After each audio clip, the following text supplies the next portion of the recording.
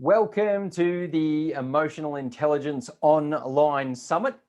We are thrilled to have your attendance here, and we're looking forward to sharing with you a whole host of expert speakers that are going to help you navigate your way through the current pandemic that we're experiencing. But to kick off, let me introduce you to the man behind this whole summit who's brought it all together, gathered all the speakers and invited you to participate in it. His name is Grant Herbert. Now, Grant's a friend of mine and has been for quite some time, but he describes himself as an ordinary guy with a great wife and 5 amazing kids. But he has a passion to help people escape the performance trap, regain their authenticity, and enjoy being who they are created to be in every area of life. And Grant's a real talent when it comes to the understanding and the application of emotional intelligence. He was named Emotional Intelligence Speaker and Trainer of the Year. He has a host of other awards. He has his own podcast show. He's able to navigate all of us with his expertise in emotional intelligence, positive psychology, and applied neuroscience.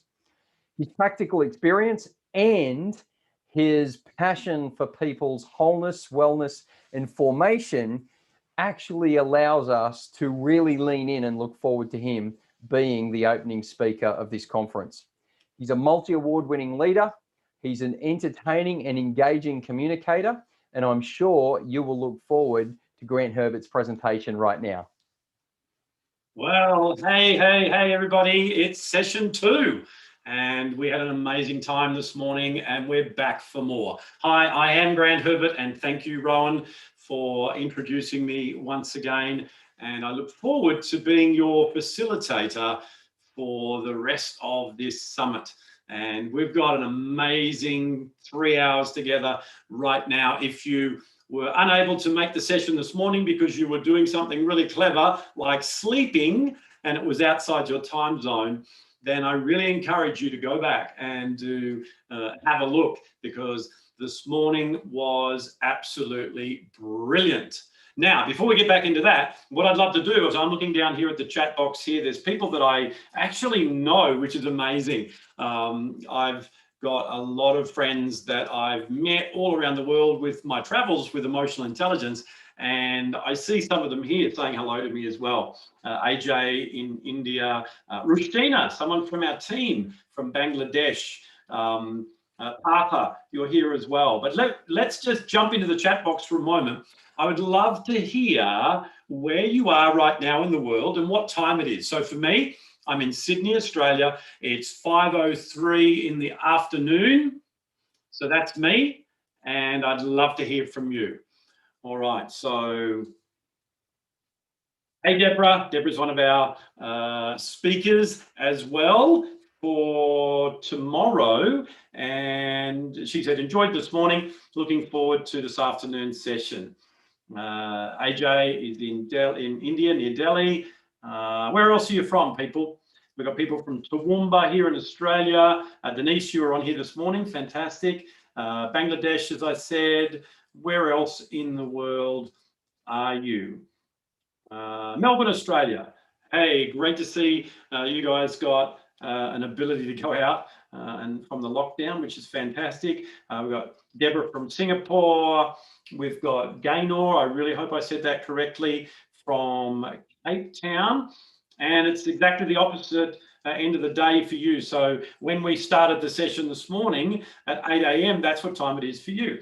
We've got 11:30 in India, Kolkata in India as well. Beautiful place. That's the old Calcutta, as it used to be, where I got to travel. Gee, that's about, I think that's 3 years ago now since I've been in Calcutta.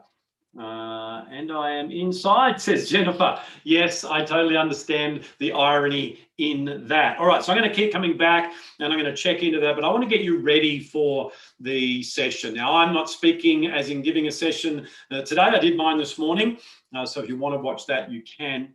But once again, I just want to welcome you as the host of this summit.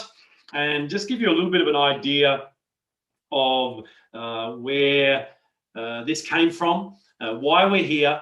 And I know if you heard this morning, you're hearing it again. However, we've got some new people right now who weren't here this morning. So City of Joy says, Parker, it certainly is. And Yasmin, good to see you back again from Melbourne. All right. So for those of you who know me, you know that I travel around and I get to go to different places in the world. And I was putting on events around emotional intelligence and leadership and those things. And we're doing that in venues in places like Singapore and, India and Bangladesh and, all different places around the world. And obviously things have changed. So I wasn't able to do that this year. And I've got to be honest with you right now, because I'm human and none of us are perfect. Through my navigating through this new normal, as everyone's calling it, I said, you know what? I don't think I'll do the EI Summit this year. And I was going to take the easy road and go, look, there's plenty of reasons why I could not do it. And I just kept getting this little, inkling in my heart to go, no, that's not going to cut it, Grant.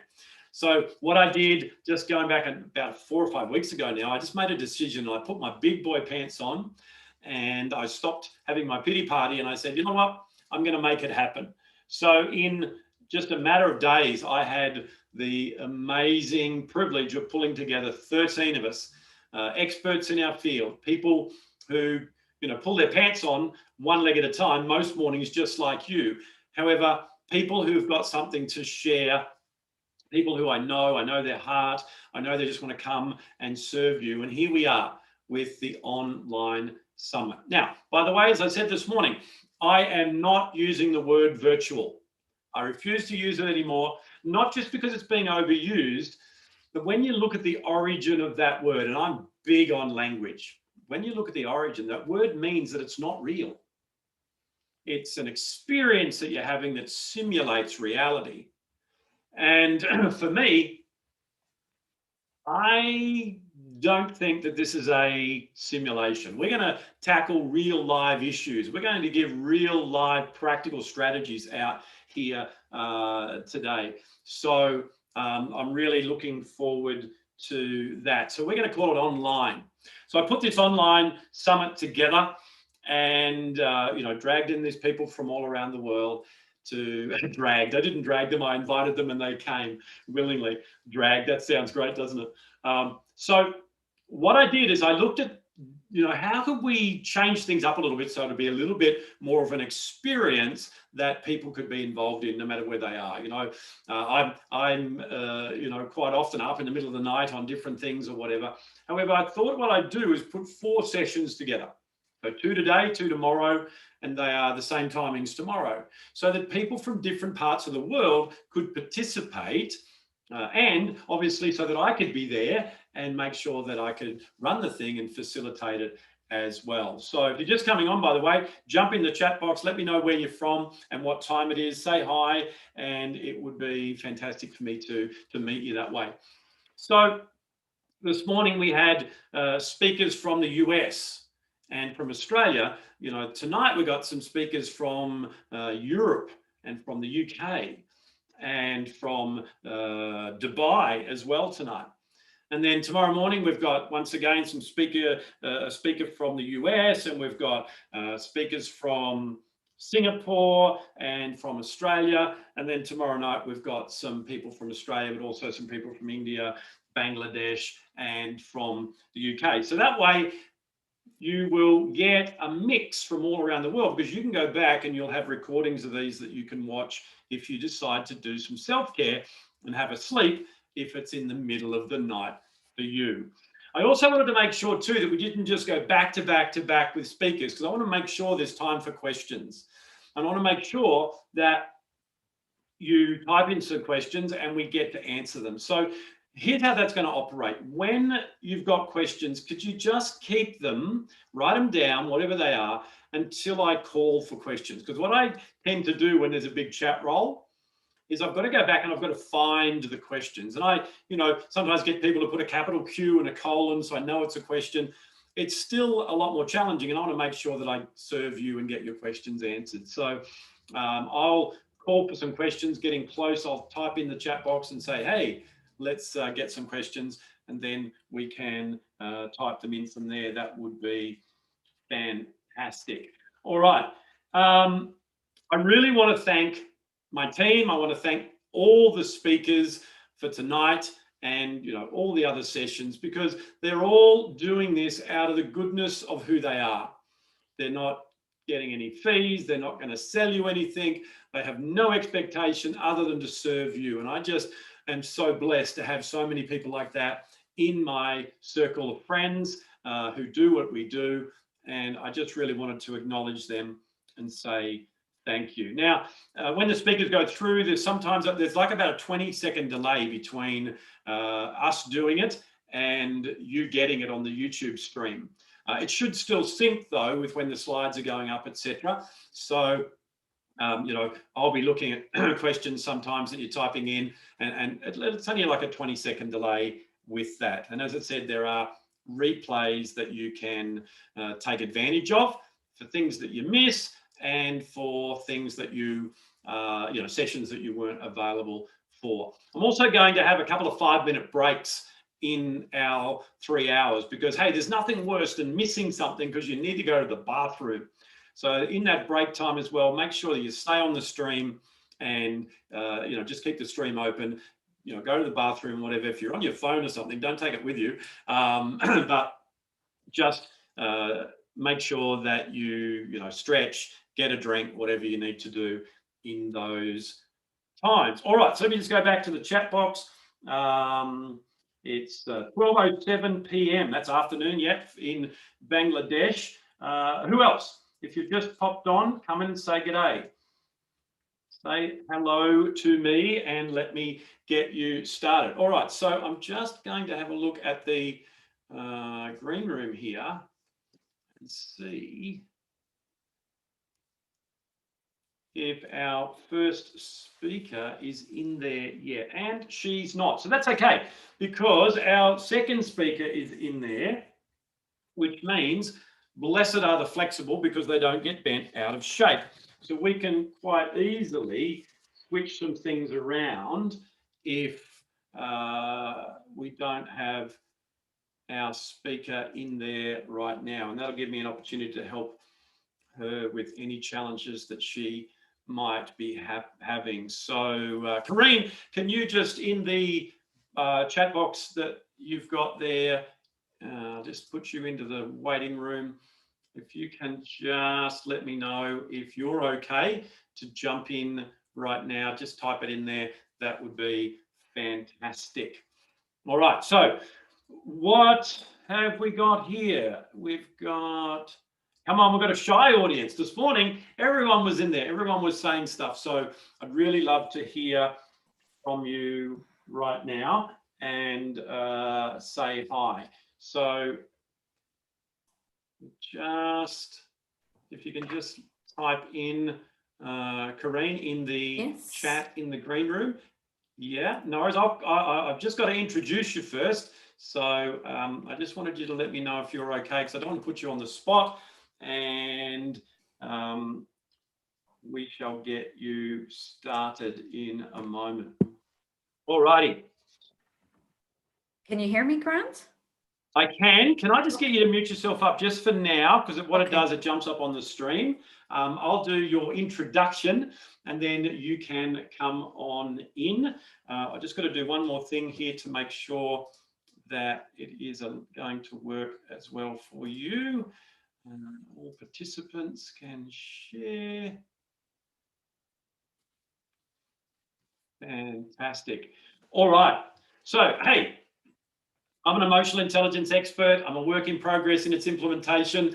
Sometimes things like this happen. Years ago, I would have had a nervous breakdown if something like this happened. But hey, we're flexible and we've got to learn to be flexible. And we could say that we did this on purpose to teach you something, but we didn't. That wasn't the expectation. So we're just going to switch things around a little bit. So I want to introduce you to someone who I had the pleasure of spending some time with earlier this year in Mumbai in India. Just an amazing young lady with the most infectious smile that I've ever seen. And her name is Carine Bouery. She's a multifaceted professional with multiple skill sets who believes we were born to discover and uncover our infinite gifts and untapped superpowers to help solve the biggest problems in the world. Don't you love that? She says that we pick the parts that we play in. Yeah, it's so right. Her part is in workplace happiness. The corporate world needs a cultural and ethical revamp where fairness, kindness, and togetherness lead the systemic design and strategic decisions of organizations. Creativity, agility, and synchronicity are her superpowers, and using them helped her lead the change with others like her and with organizations who hold the same purpose. An award-winning coach and trainer and powerful communicator, Karine is going to help us today by unpacking the science and empathy, the science of empathy and social connection. So Karine, if you can just start your video and come on right now, that would be fantastic. Let's give her a round of applause as she's coming on, and this is going to be a lot of fun. So, All right.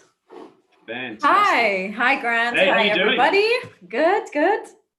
Hey, sorry to put you on the spot like this, but I know you are flexible. It says here, one of your superpowers is agility, so I knew it wouldn't be an issue for you. And what I'm going to do is I'm going to go and mute myself up, and I'll get on to Ivana and help her with what challenges she might be having. So, hey, over to you. Okay, so I start my presentation then. Yeah, Okay. that'd be fantastic. One sec. Let me get this. Let's see. This is the right one.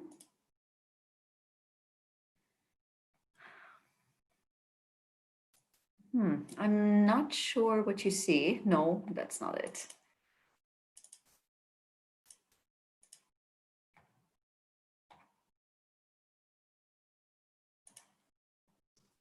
That looks pretty good to me. It says the science of empathy and social connections. Yeah, but you see it's the other screen. We don't want this screen. We want the main screen. So just give me a second. How do I? I can see your main screen, the full view. Oh, the full view. Oh, okay. Yeah. Not the one with the notes on the side? No, I can just see the full view. Oh, okay. Great. There you go. Perfect. Okay. So hi, everybody. Thank you for being here, and thank you, Grant, for allowing me the opportunity to, present a little bit of what I've learned. And just like you, Grant, I'm a work in progress myself. I don't consider a master of things because I'm a perpetual learner, just like everybody else. And the thing about workplace happiness, it touched me greatly because of the injustice, let's say, and the misery and the sickness, the toxicity that was going on, whether it is directly or indirectly, actively or passively. And as I was studying the workplace of happiness, the workplace happiness, and this I began 5 years ago, I came across the science of happiness. So in order to understand what organizations need, we need to understand the components of what makes a great organization. How do we make employees happy? And then one of the things that we look at is emotional intelligence, of course, which this entire summit is about. And a component of emotional intelligence is empathy. And so I'm a big believer that we need a radical change with our relationships, our connections, especially at work, because we spend most of our time at work. But right now I'm going to be presenting to you just a generic presentation about the science of empathy and social connections, not really geared to work. So let's get started. If I were to tell you, look at this picture, okay? I want you to look at this picture and I want you to notice what you're feeling. What kind of emotions are springing up from you Now, with this picture, when we see a baby like this, we'd be like, oh, what's wrong? Why? You know, so there's something happening there. There is an emotional engagement, but it's again, if we compare that to this picture, for example, the very famous picture by Kevin Carter, photographed and was published in the New York Times in 1993. And this photograph actually won a Pulitzer Prize. So when we look at this picture, what kind of feelings come up? Are we feeling distress? Are we feeling distress that we know that this little girl is about to die and this vulture is going to eat her? What kind of other feelings do we get? Helplessness, because we can't seem to do anything about that. So compare these kind of emotions to what we saw earlier about with the baby picture. You can start to understand how empathy and compassion in our systems start to play. And we're going to talk more about that. But before I get into it, I'd really like to highlight something about the Enlightenment era. It was one of the most progressive times of human history. And it was the result of, back in 18th century Europe, there were many religious wars, there were many political uprisings that were going on, and so very similar to what we're seeing today. And I really believe we need to look back at the Enlightenment era of human progress and realize that it was at that time where sympathy, reason, and science were used to enhance human flourishing and to create a more just and fair world. And, you know, it's always, and for the last century, it's always been about me. You know, the me meaning I want this, I want to make sure I have this. You know, we introspect, we look inwards. But today, in this time and era of our human progress, we need to start looking at the we and how we come together. And why is this necessary? Because by understanding others, we start to understand ourselves even better. And we're going to dive deep on that. So let's see. So how does that really look? So if you look at the me, which is the human being, and then the environment, which is the we, how we all interact together, what's going on? How do I influence my environment? And I influence it in this way. In my system, I've got values, I've got beliefs, I've got even my own psychological biases. And from there, I start to get thoughts about the world. So for example, I have a bias towards, let's say, homosexual people. And my thought is, oh, they're not good. And then I get these emotions when I think about, you know, this thought that they're not good. I get angry, I get bitter towards them. And then what happens when we have these biases or beliefs that generate certain thoughts that in turn generate emotions? We start to display certain types of behaviors that are, in this case, negative. And what does that do to our environment? It creates a negative environment. So now we all know this and we see this on the outside, but in reality, this is all biology. And this is what this presentation is going to be about. So let me tell you a little bit about our biology as we get into the science of empathy and social connections. According to Dr. Sonia Lumbrowski, she's a psychologist at the University of California, Riverdale. She, through her lab studies, she found that there are certain percentages influence our levels of being happy or what kind of experiences we have. So in this chart, or in this image here, we see that only 10%, so events on the outside, only 10% of that is determined, or our happiness or our experiences is determined by events, and that's only 10%. And then you see 40% of our experiences is determined by our choices, our thoughts, and our behavior.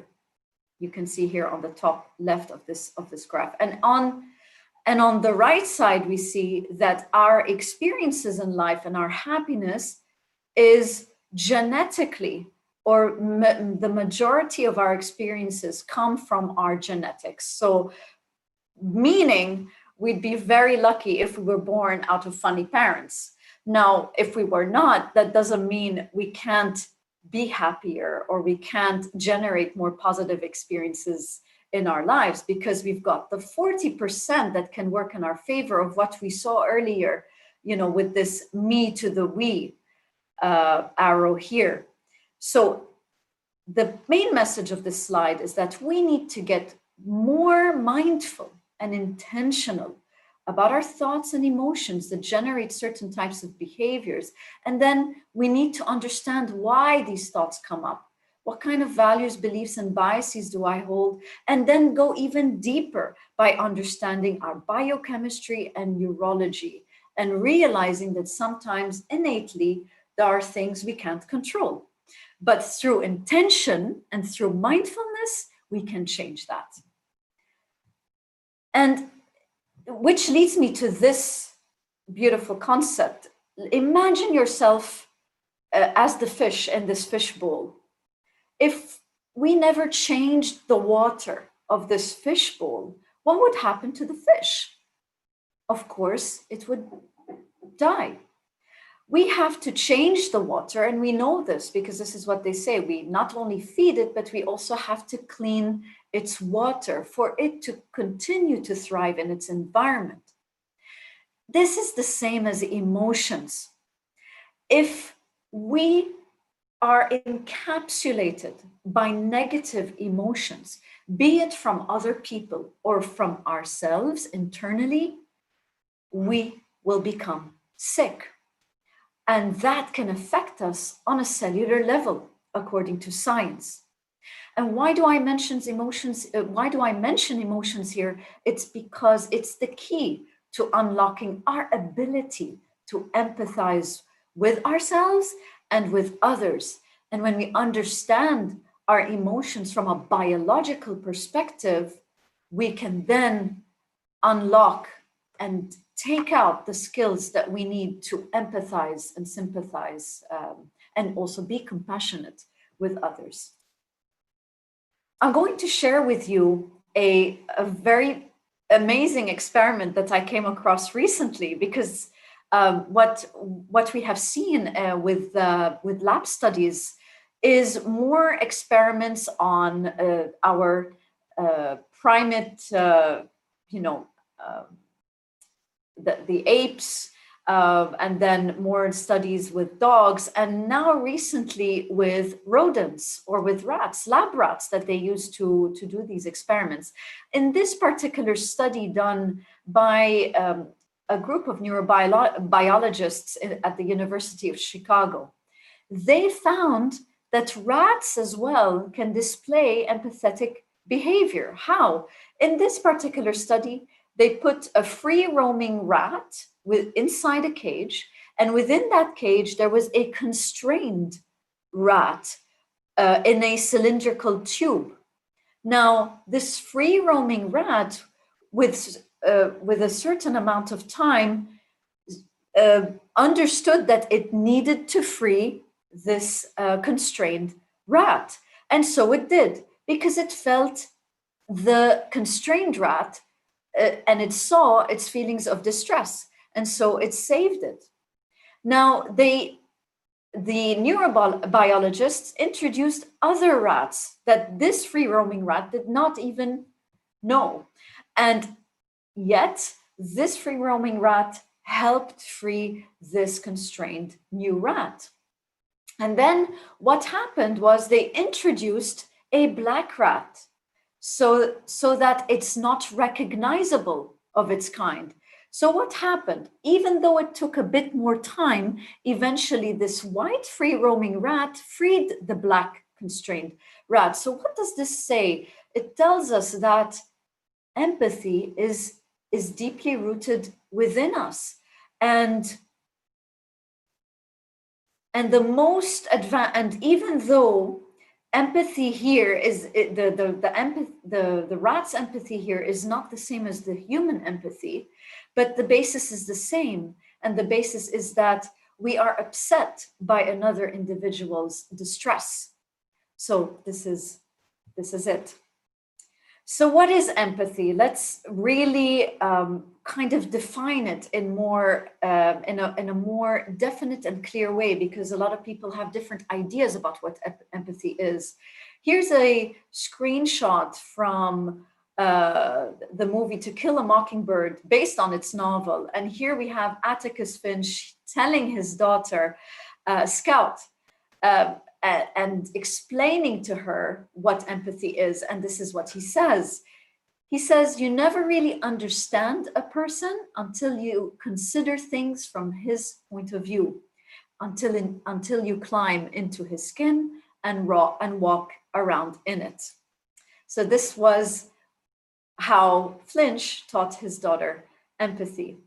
Now, other emotion intelligence researchers define it as the ability to sense other people's emotions, coupled with the ability to imagine what someone might be thinking or going through. So basically taking their point of view or understanding their point of view. Now, how is empathy different from sympathy? I put these 2 points here because sometimes it could be misleading. So with sympathy, there's not much emotional engagement. So if I were to refer to the first picture I showed you of the crying baby, that was more of sympathy rather than empathy, because it's just an automatic emotional response by looking at a face that is in distress. And this is something we will talk about and why. And empathy is different from kindness and compassion, because empathy, you can actually feel with someone. You can actually physically feel with someone, but it doesn't necessarily mean that you're going to take action by doing something about it. So that's the difference between kindness and compassion. So why does it matter? Now, we see in general a decline in empathy and happiness levels, even though some scientists would disagree to this, and one of them being Steven Pinker. If we look at our world in data, we realize that happiness levels have increased, poverty levels have declined. But here we're being a bit more specific. And this is, again, based on studies done. The left chart, we see a study done, an empathy study done on college students in the US. And we could see that their feelings of sympathy have gone down by almost 50% between 1979 and 2009, and it's still going low. At the same time, what's also going low is their ability to imagine other people's suffering or other people's point of view. That went down to 34% from 1979 to 2009. And the chart on the left shows, and you can see the line in general going down. That's basically happiness levels around the world today using the Cantrell ladder study. And the Cantrell ladder study is basically saying, just rate your life satisfaction, or how do you feel about your life today overall? Rate it from 1 to 10. 10 being you're thriving, so between 8 and 10 you're thriving, and of course below 4 you are suffering and struggling. And so here the numbers on the left indicate that. So we see we are at a 5.2 and a little bit lower than that in happiness levels overall in the world. We also understood from science that when we are egocentric or when we are power hungry, it could actually damage the empathetic circuitry in our brain. I put here 2 articles for you, and one of them by Harvard Business Review. And you can check them out in your free time. Now, what really, what science says is that we are naturally egocentric, but there is a part of the brain that autocorrects this so that we are empathetic and more compassionate. And that part of the brain is the supramarginal gyrus, which does this autocorrection. Okay. Also, what we see is that the era of fast upgraded technology, which is leading us to a fast lifestyle and making us live our lives very quickly and making us make decisions quickly, also make us less kind, less compassionate, and we'll see that later. So in this particular case here, the healthcare industry, I mean, touch is one of the most important elements we have as human beings, and that is now being replaced by technology. And here I put the oximeter that measures your oxygen levels, for example. So rather than caring for our patients and offering them a sense of touch, holding their hands, and we will understand what happens when we hold each other's hands or touch each other, of course, in a decent manner. We have beautiful neurochemicals being released into our system that is creating a positive emotional environment within our system. And today we're kind of losing that as technology comes in. And I put this beautiful quote by a virtual reality guru, Jaron Lanier. And he's very big on empathy, and he's so against social media himself. And you can see a lot of YouTube videos about that. So he says empathy can be turned to terrible ends because people behave like jerks when they turn into tribes or packs. The problem with the online world today is that to maximize engagement, you need to maximize emotional engagement. And the emotions that are most engaging are the negative ones, unfortunately. So why do we need to practice empathy? I put some names of scientists who took part in different studies on empathy. And this is what they came up with. By being empathetic, you are more helpful and you're less interested in delivering things that interest you and only you. By being empathetic, you're creating something called an emotional contagion. You're reducing prejudices, racism, and bullying. And we know that bullying is a very big problem today, especially in schools. Empathy allows us to become practical real-life heroes and be more selfless. We will fight inequality. Here, even at work, and this is very true, having a good boss or an empathetic boss leads to leads to less of a likelihood of developing heart disease, for example. This is also a study there. And having an empathetic boss helps increase levels of happiness at work. So in general, we enjoy better health. And this is something now the police force is looking into, understanding how to practice empathy in order to handle crises in a more effective manner and also tackle racial prejudices. So psychologists have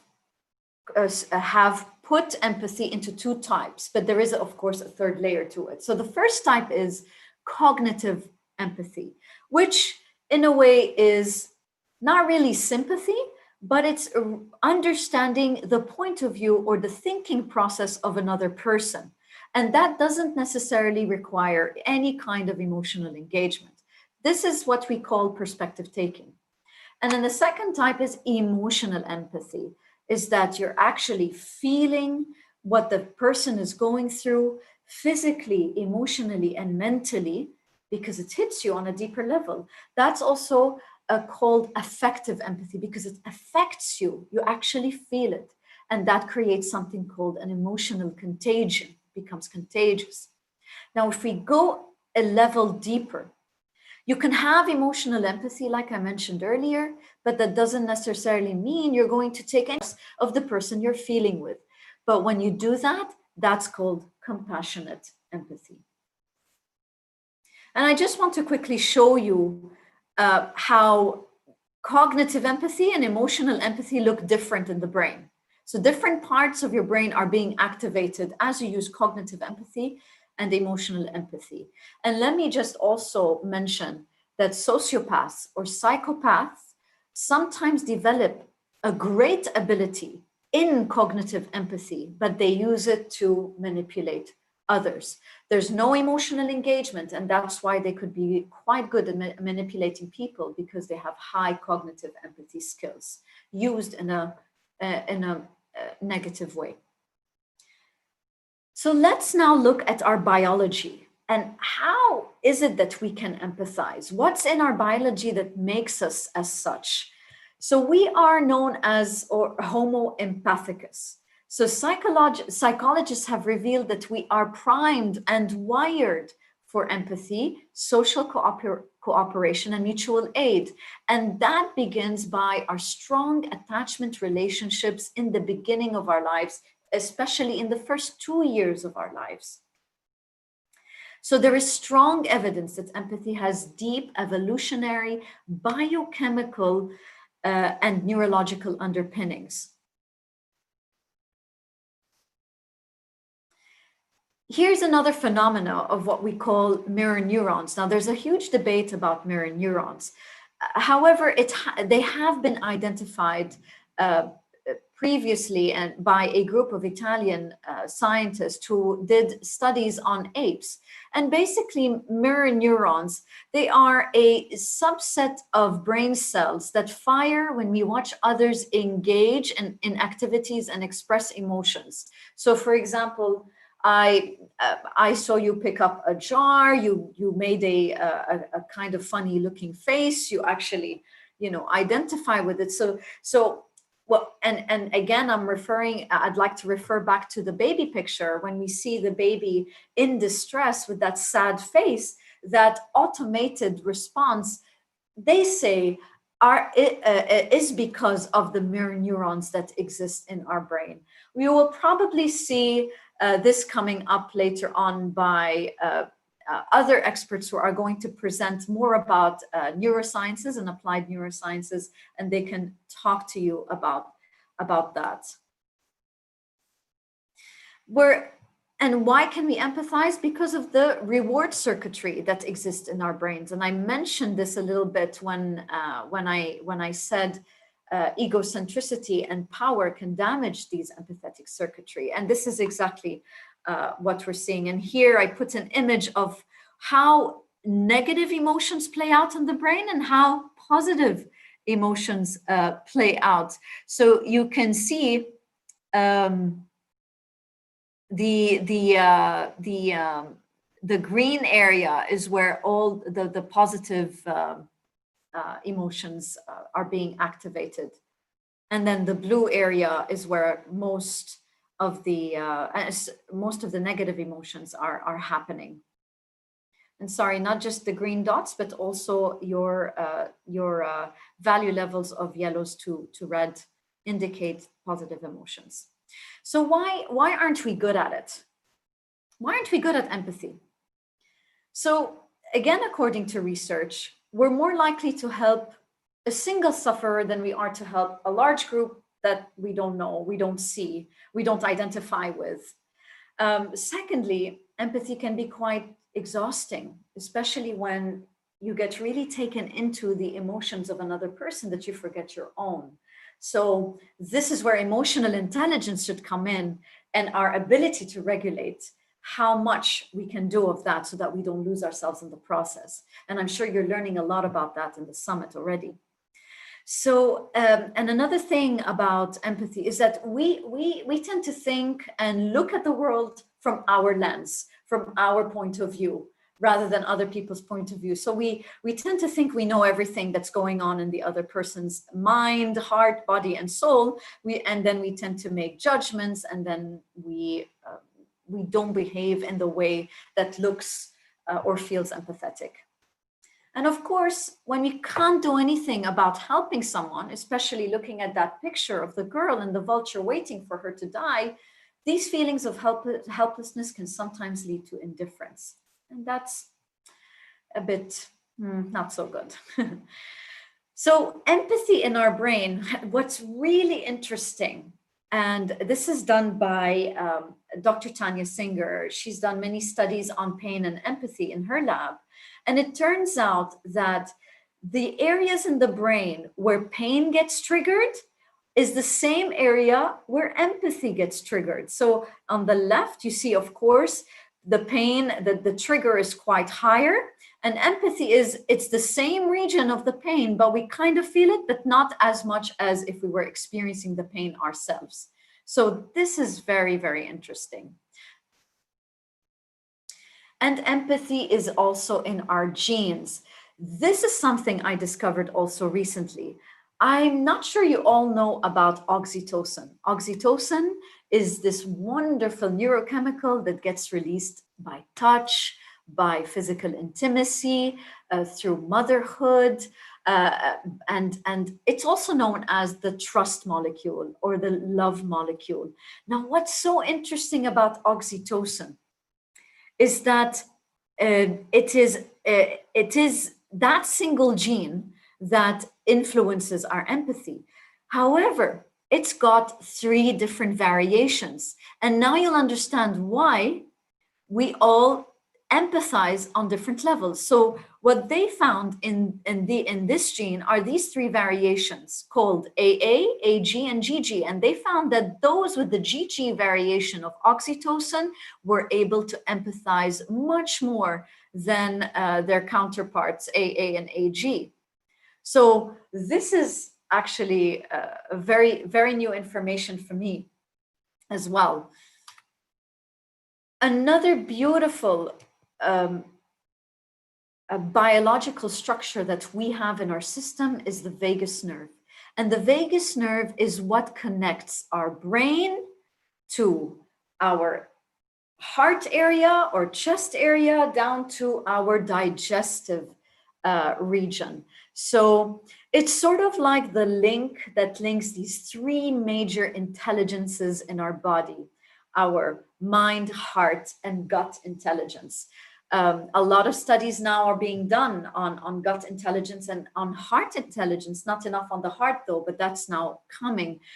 So the beautiful thing about the vagus nerve is that feelings of compassion and kindness activated, and feelings of pride and egocentricity reduce it or weaken it. So what does the vagus nerve do when it's activated? It helps us breathe better. It controls our heart rate. It keeps our blood pressure stable. It activates our immune response in the correct manner. So it's that thing that's working in the background.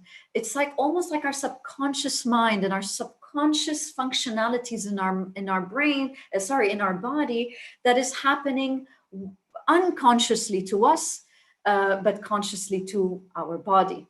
So it's so important to keep this vagus nerve healthy and activated using empathy and compassion. Then, of course, we have the reward circuitry. And through lab studies, we found that giving emotional support in comparison to just holding hands or no support at all makes us feel so good about ourselves. So it's quite rewarding that we give emotional support. And it's as the feeling of reward is the same as what we think makes us happy. So if, let's say, I got the new iPhone today, that makes me happy. So that's kind of feeling of owning a new iPhone, the iPhone 12, is more or less the same of the kind of reward sensation we'll feel in providing emotional support. And I'm talking at the moment itself. We also have the ability to touch and to use our voice to convey emotions. And by using these beautiful things, and as you hear me now, I have quite a tonality of voice tonations here, and you can sense the points at which I'm I talk about something in a more passionate manner, and then some things I talk about in a less passionate manner. So voice plays an important role and in conveying emotions. So and I put two pictures here, which is so funny because it's also culturally influenced. So here there were a bunch of scientists who observed people in a social environment, and they found that with British people sitting together, nobody touched anybody, not even a tap on the hand, a tap on the shoulder, nothing. In comparison to Puerto Ricans, for example, in a sit down of 1 hour, I believe it was, they exchanged 180 touches. So it kind of tells you a lot as to why certain cultures have a certain character, right? We British are perceived to be colder, let's say, than Latin American people. So again, perception, and all this can be changed once we get intentional and mindful about our thoughts and our actions, and the 40% that can still help us change our DNA and our cells. We also have built-in peacemaking abilities, and that's so important when it comes to interacting with other human beings, because we're not perfect, we'll make mistakes. And so in these particular photographs, these people were asked to share an embarrassing moment in their lives, and the camera caught them doing this with their head going down to the side, the eyes down, touching the face. So this side gesture of the face exposes the neck, which biologically, or let's say neurologically, we understand that as vulnerability.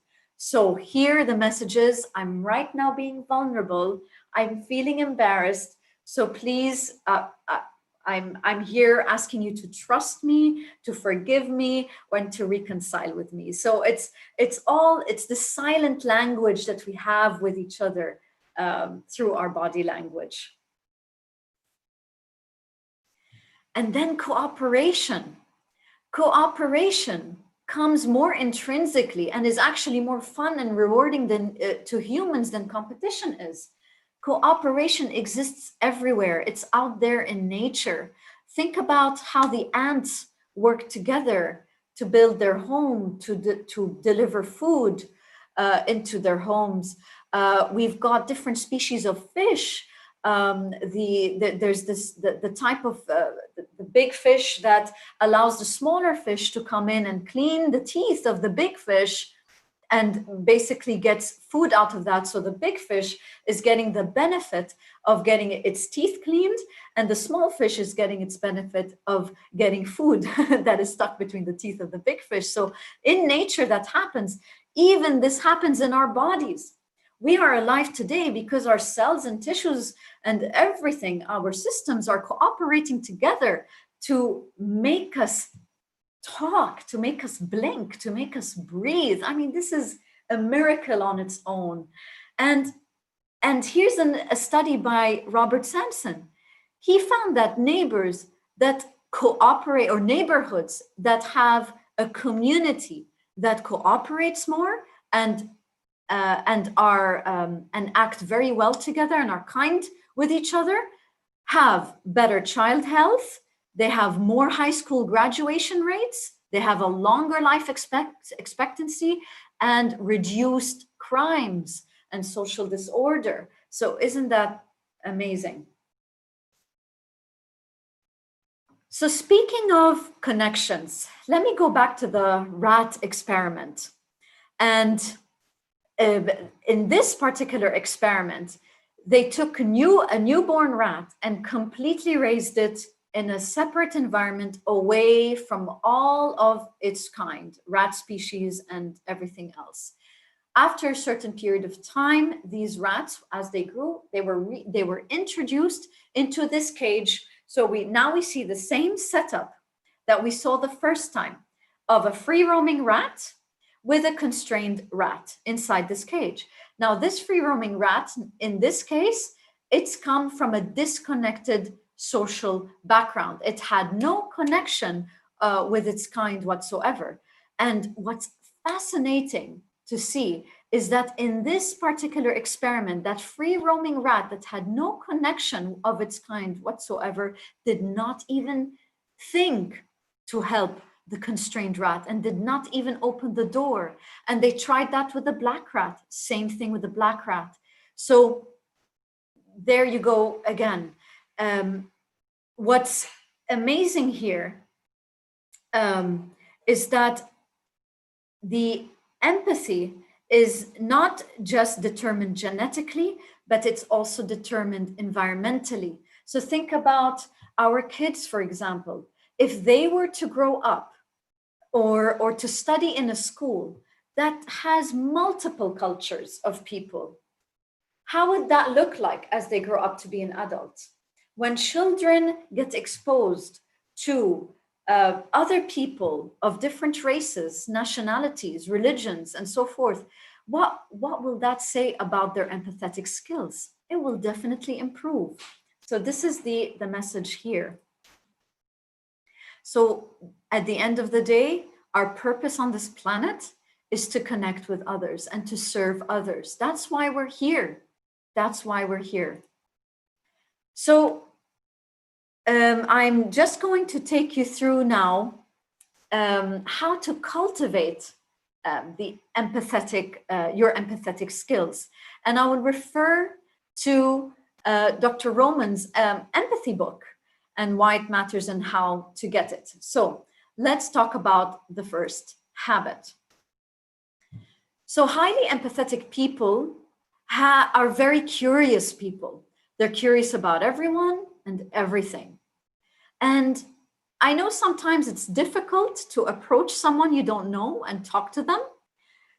This is why curiosity, once you find that feeling of curiosity, it can then lead to developing the ability to be courageous and to approach other people. And we need that a lot today with our networking events and so forth. So how do we develop curiosity and courage so that we are actually interested in other people? Let's go back to being children again, using our natural inquisitiveness about life. You know how kids ask you, why is that? How is that? So let's get into that again. Let's question everything around us. Let's really try to understand the world from the lens of another person by really being curious about what they think and what we're seeing in terms of body language. And make time for more informal but deep conversations. And I'll give you an exercise on that.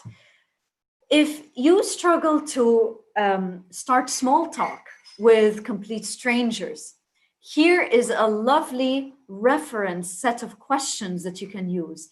And this is the 36 love questions developed by Dr. Arthur Aaron.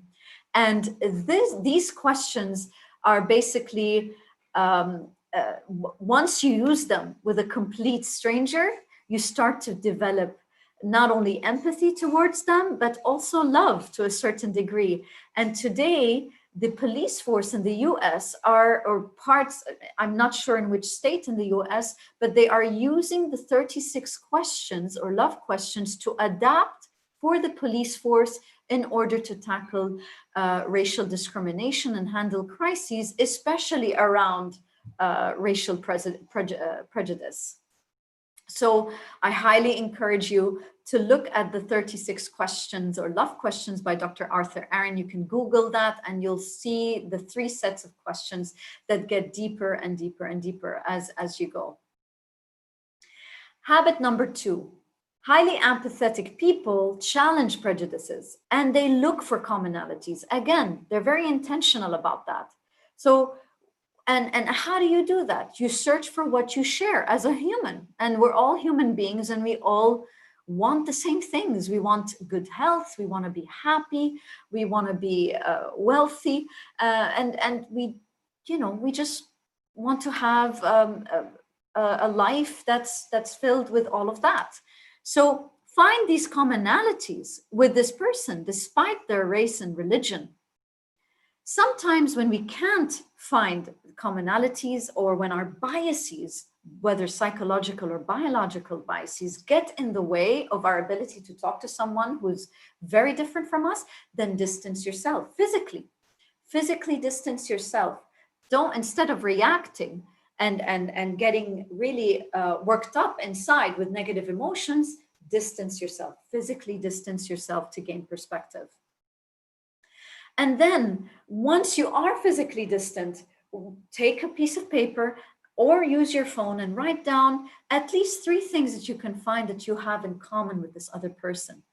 Now, if you can get into the habit of doing this all the time when you meet somebody new, trust me, your empathetic circuitry will be activated, and that part of your brain will become a natural part that you will start to use when you go out there and interact with people who are different from you. So, and when you're in the moment having that, let's say, heated conversation or difficult conversation with someone you don't understand or someone who's different than you, then start with this statement by saying, I'm curious to know why you acted this way. I'm curious to know why you said these things. So use the word curious here, because it has the ability of taking you out of your emotional state and really becoming cognitive about it. So now we're exercising our cognitive empathy skills when we are curious. Habit number 3, try another person's life. And we've seen so many social experiments on that. At work, you could actually try being in the shoes of your colleague, doing something that you want to learn more about. For example, you're in marketing and you know you're not so good in finance, you can take the shoes or actually be your finance person for just the day to understand and see what this finance person gets throughout the day, the things they're tackling on a routine basis and so forth. And by experimenting ourselves, by experiencing this firsthand, we learn more. The learning gets embedded faster. So other ways you can do, or what other ways you can try are volunteering. For example, volunteering is a great way to see what's going on out there and really doing something about it. Here you're exercising not only your empathy skills, but your compassionate skills. And then get into the habit of noticing and acknowledging people's efforts and achievements and milestones and successes. Be happy for them. Recognize it. Send them that random message and tell them, hey, I noticed your post on LinkedIn. It was a very interesting article that you put there. I'm very proud of where you are today. So get into the habit of giving each other more compliments. And when you do that, you're activating your empathy. Here is a list of 100 random acts of kindness and an exercise by the University of California, Berkeley, that you can do. And this exercise, of course, is science-backed. And it shows that by doing 5 acts of random kindness for 5 different people in one day of the week can really shoot your empathy and happiness levels by 60% or more. So just by dedicating 1 day a week to do 5 random acts of kindness to 5 complete strangers can really make a difference, can really help you feel rewarded and happy as a person. So, and these random acts of kindness can be from simply opening the door for someone to let them through, to baking a cake for a friend, and surprising that friend with it. So it could range from many different things. So you can Google that 100 random acts of kindness and get all your ideas from there. We got 2 more habits to go. And I hope I'm okay with time. I'm not sure, Grant, but habit number, we have to practice the art of conversation. That means we need to even use empathetic language, nonviolent communication. So, and there's a very good exercise by Of course, all the exercises I'm referring to here, these science-backed exercises, are by the University of California, Berkeley, the Greater Good Science Center research arm of that university. All their experiments and studies take place there. And all these exercises I'm giving you are all science-backed and can work once you commit to them. So what do we mean by having a great conversation skills is we listen hard, we open up, and we really care. And if we don't feel we care, then again, use that cognitive empathy side of your brain by paraphrasing what was said. So when you heard somebody complain about something, paraphrase it using their words, not your words. Ask different questions, and of course, express concern and understanding. And I'm going to give you an example here. Look at the difference in this chart and in this graph here, or this image. I really love the difference here because it really shows you the difference between being empathetic and being, let's say, more cognitive or dismissive. So for example, if I were to say, you know, I embarrassed myself, I really said this in a meeting that I was not supposed to say, you know, and then that person who's listening to you say, hey, this happened to me too, you know, once this, once that. So suddenly the focus is to that person and their experience, while this person might think that by offering them an example from their experience could help you deal with your own experience. It sometimes doesn't work like that. So what we need to be saying is, that sounds heavy. Or, yes, I can understand, I can relate. How can I help you? I'm here for you. And the thing that we tend to say a lot is, at least you didn't die, or at least you didn't get fired. This at least is also diminishing that empathy you're giving, because what happens to the person listening to the word at least, it makes them feel like, oh, then I'm being extra sensitive, that my feelings are not validated and I'm not supposed to be saying anything. So on the contrary, all emotions and thoughts are validated as long as we can sit down and talk about them together in a constructive way. Now, Roman, the author of Empathy, the book Empathy, and the researcher behind the 6 habits, he really believes that empathy is not just a fluffy word. It is actually a radical, transformational type of energy, and it's supposed to inspire action and change.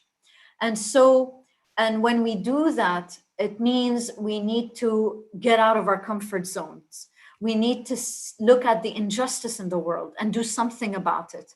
We need to look at other people's well-being and not just our own. We need to be fair and fight for equality. So, and how do we do that? Sometimes it could be a very scary thing to start a revolution. So what we need to do first is to overcome our own fears and discover our strengths. And there are many exercises we can do, but for the sake of time, I'm just going to jump to habit number 6, which is a very important one. And once we overcome our fears, we develop an ambitious imagination. Now, what do we mean about that? Let's look at Gandhi and how he was able to put himself in the shoes of his enemies, between quotes, the English occupation at the time. So by understanding our enemies, again, between quotes, or those in power or in authority, we can then start to widen our perspective of the world and have more effective dialogues with people, or with these types of people, in order to reach peace or reconciliation. Think of, for example, now we are seeing a huge shift in renewable energy, a great transition towards that. But especially here in the Middle East, we still rely a lot on fossil fuel consumption. So the ambassadors and activists and businesses in renewable energy, how can they have a more constructive conversation with people or businesses in the oil and gas industry, so that both these industries that are considered enemies start to converse with each other and talk about a smooth green transition that will benefit not only the renewable energy sector, but also the oil and gas sector. Maybe the renewable energy sector can help the oil and gas sector do things in a more sustainable way, and so forth. So this is the idea. Another idea here is slavery. Slavery was one of those things that was completely banned from our humanity. And it started by feeling empathetic to those slaves, to the exploitations they were going through on a daily basis, the trials and tribulations and the suffering and the pain that they have been going through. If it weren't for this collective, ambitious and inspirational step that comes from empathy, today slavery would still exist. Now, we still see that with human trafficking. It's still happening in the background, but in terms of policy, in terms of rules and regulations and civil rights, slavery is off the table, thanks to the power of empathy. So coming to the end of our session, Grant, I just want to say something about developing habits, and we can develop habits. And that's thanks to latest research we have found on the brain, that it is plastic and it can generate new cells. So when we talk about plasticity, we talk about the ability of the brain to reorganize itself and create new circuits in response to our environment, and most remarkably in response to our thoughts. Lifelong plasticity means that the brain is plastic throughout our lives, and it can be changed. Oops, so sorry about that. I jumped to the first slide again. Oh, no, here we go. And then we have something called neurogenesis.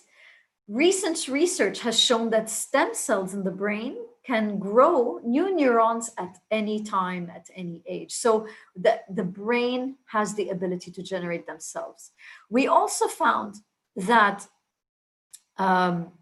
we can teach ourselves new things that we couldn't teach our old selves, because we are continuously shedding old cells and renewing and making new ones. They say that by 1 year, 98% to 100% of our cells in our body have been completely replaced. So the grant last year is a completely different grant this year, because you have a new set of cellular structure. And what researchers have found with that information is that it takes about 2 to 3 months on average to learn a new habit. The least number of days is 21 days. That's why you see a lot of meditation programs, for example, that go for 21 days. It helps you start that underpinning for a new habit. However, that could progress up to 284 days, according to scientists, depending on the person themselves and how committed are they to learning these new habits, committing to positive psychology practices, and so forth. But on average, it's 2 to 3 months. Now, we've talked a lot about the brain, and we see that this is all a brain thing, and it's all biology and neurology. But really, what really starts this revolution in our biology and neurology is the heart, is opening up the heart. And this is why meditation is key. It is key to help building these new circuitry in our brain. So I put for you here a link called the Loving Kindness Meditation, developed by, again, the Greater Good Science Center, the research arm for UC Berkeley. It's one of those beautiful meditations that you can do to help open up your heart, to listen hard, not only to others, but to your own thoughts and emotions internally, and to be vulnerable. Vulnerability leads to love, kindness, compassion, a higher level form of empathy. And this is what we're trying to achieve here. So I'd really like to thank you all for listening in.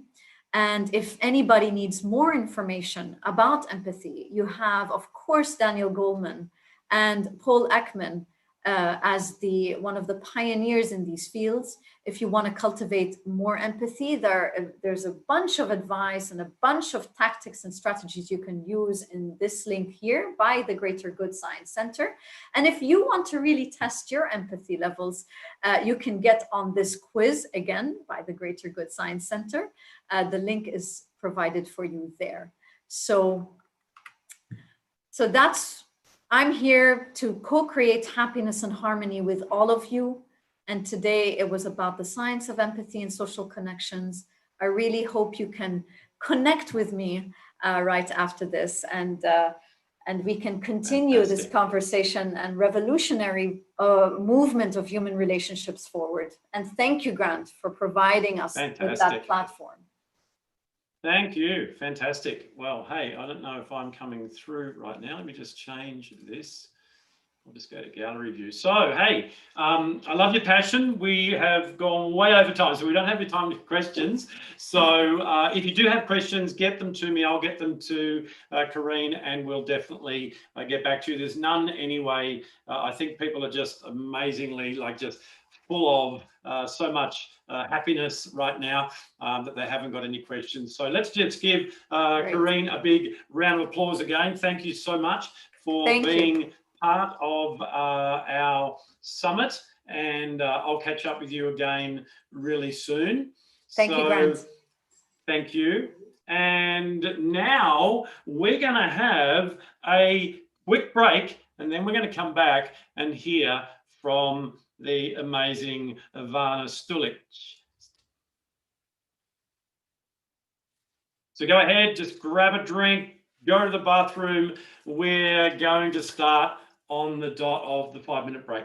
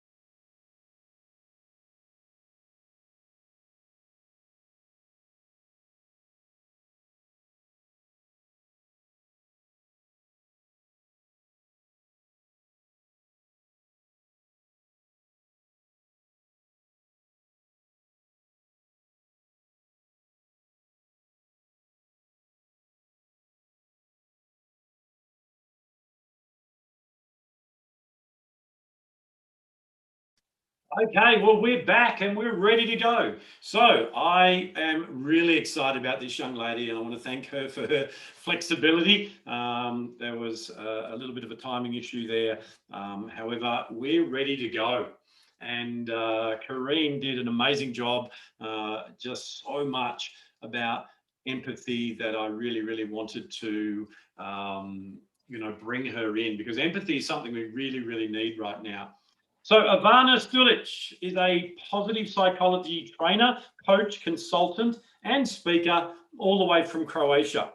She specializes in helping leaders, HR professionals, and individuals implement positive psychology strategies that help people thrive. And Suzanne used that term this morning, and it's a common theme around positive psychology. Ivana has a master's in applied positive psychology from Anglia Ruskin University in Cambridge, and has just launched her first book, which I've put my name down for a copy. But as she tells me, I have to wait till it gets translated into English because I won't be able to read a thing. I'm sure it'd still be good. So I'm really looking forward to this. She's going to empower us to maintain our well-being despite the current circumstances. Please put your hands together and help me to welcome Ivana as she comes to talk to us right now. Good morning, Grant, and everybody else, or good afternoon, good evening, wherever you are in the world. I'm so excited to be here. I'm happy that we managed to rearrange the schedule this morning so that everything worked out. I would like to say hello to everyone wherever you are in the world. I'm very happy to have this opportunity to talk about well-being, since we are definitely under circumstances that are different from everything that we've known before. As Grant already introduced me, I work with both individuals and organizations in applying strategies that will help them thrive and really use their potentials. And this is the work I'm very in love with, and I'm happy to do every day. So let me just start my presentation. So just give me a little moment. Okay. So there we are. I hope that you can see my presentation, and Grant, I'm sure you'll let me know if there's some problem or anything. So I'm going to talk about how to maintain your well-being despite current circumstances, which I say is a very important topic right now. But first, a brief introduction about positive psychology, since I'm not sure that you have already watched all of the beautiful people and experts that have been giving out talks during this summit. What I find to be quite common is that there is a misconception about what positive psychology is. It's not the same as positive thinking, meaning that we are not trying to have, pink glasses on and trying to see the world through a different lens than and not being very realistic about what's going on in the world. So that is not what positive psychology is. Positive psychology is a scientific discipline that was started in the 80s of last century, and it is actually trying to understand human functioning and what makes it optimal. So it's trying to understand both on a personal level and on a community or a team level in organizations, as well as in a society level, what makes us really thrive and really function well. Also, overall, the goal of positive psychology and all of the intervention that it is offering is to change the mental health spectrum image. And that is to say that if you look at the, let's say, normal distribution of the amount of people who have mental disorders, the amount of people who are languishing, the amount of people who have a moderate mental health, and those who are flourishing, positive psychology is trying to move this spectrum so that there will be more people who have, if not moderate, if not languishing, then moderate mental health, and then if not moderate, to have them actually flourish. What I love about it is that it's science-based. It's people who are all over the world, scientists who are offering us so many insights, as our previous speaker has also pointed out very precisely. And all we need to do is to be smart enough to just apply these conclusions to our own lives. As for the topic of well-being, which is what I'll be talking about today, I first will need to define it a little bit because you are going to find different definitions of what well-being is. Let's say that as a first thought, it does include happiness, but it includes life satisfaction. So looking at life from a bigger perspective, a sense of purpose, a sense of control over your own life. And definitely it has different elements to it. So we are talking about emotional well-being and physical and social and workplace well-being, as well as societal well-being. So you can see that it is quite a complex construct. But I'm going to be speaking about well-being today on a very personal level and how you can actually do some very, thought out interventions that are going to help you to maintain your own well-being. For that, I will be using a very well-known well-being model that was designed by Martin Seligman, who is known as the father of positive psychology, and who has said that we need these 5 elements for our well-being. First being P as positive emotions, E as engagement, R as positive relationships, M as meaning, and A as accomplishment. And only recently, another letter has been added to this model, and that is the letter H for health. So today, throughout my presentation, I will be focusing more on positive emotions. So I will just briefly explain the other elements of the model for you this morning. So what do we mean by engagement? Engagement means, being very engaged about whatever it is we are doing, about work that we are doing or any other activity that we might get ourselves into. Sometimes we also refer to engagement as progressing into flow, into that particular state that Mihaly Csikszentmihalyi has described so well. And that is the state when we are completely immersed in what we are doing and we forget about time, we forget about whether or not we're hungry or thirsty, and we're just really into what we're doing. So engagement is also an important part of our well-being, and we should try to have activities throughout the day that make us feel engaged. Then there are positive relationships. Karine has spoke so beautifully about what is important on a societal level and how to develop our empathy and our social connections. So yes, these are very important. It has been proven that the quality of our relationships can determine our well-being even more and have a more positive effect than, for example, the characteristics, some health characteristics like whether or not we intake alcohol or whether or not we smoke or whether or not we are obese. So definitely we can counterpart even some, let's say, bad habits that we are doing with really positive relationships. Then there's meaning. We humans somehow need meaning in our lives, and we need to be active about finding it. It can be just looking at life as something bigger than ourselves and trying to find our own purpose and meaning and mission in life, whether through work or through any other activity, or to just engage in meaningful activities that we find meaningful throughout the day. And then there's also accomplishment. So basically setting goals, even small ones counts, throughout everything that has been happening to us in the last couple of months, our goals can be just, to get through the day, to be able to have a really good and healthy meal, or maybe, just to reach out to somebody you haven't spoken to in a long while, or if it's to contact a new person that might be a lead for your business. So it's important to set goals. It can be these small ones or it can be bigger ones. Grant has previously mentioned that I've recently published a book, and this has been a really huge goal of mine for the past, I don't know how many years, and it took me more than 2 years to be able to publish it. So we need to think of goals that we really want and that are important for us. And then there's, of course, health. And by health, I mean our physical and our mental health. And we need to take care of our bodies as well as our minds and our hearts. So we need to, sleep well, eat healthily, exercise enough, and all that so that we can keep our health up. So this is like an overview of the well-being module. And now I'm going to focus more deeply into the first element, and that is positive emotions. Why is that important? Well, it's important today more than ever, I would say, because we are exposed to so many sources of not so pleasant emotions.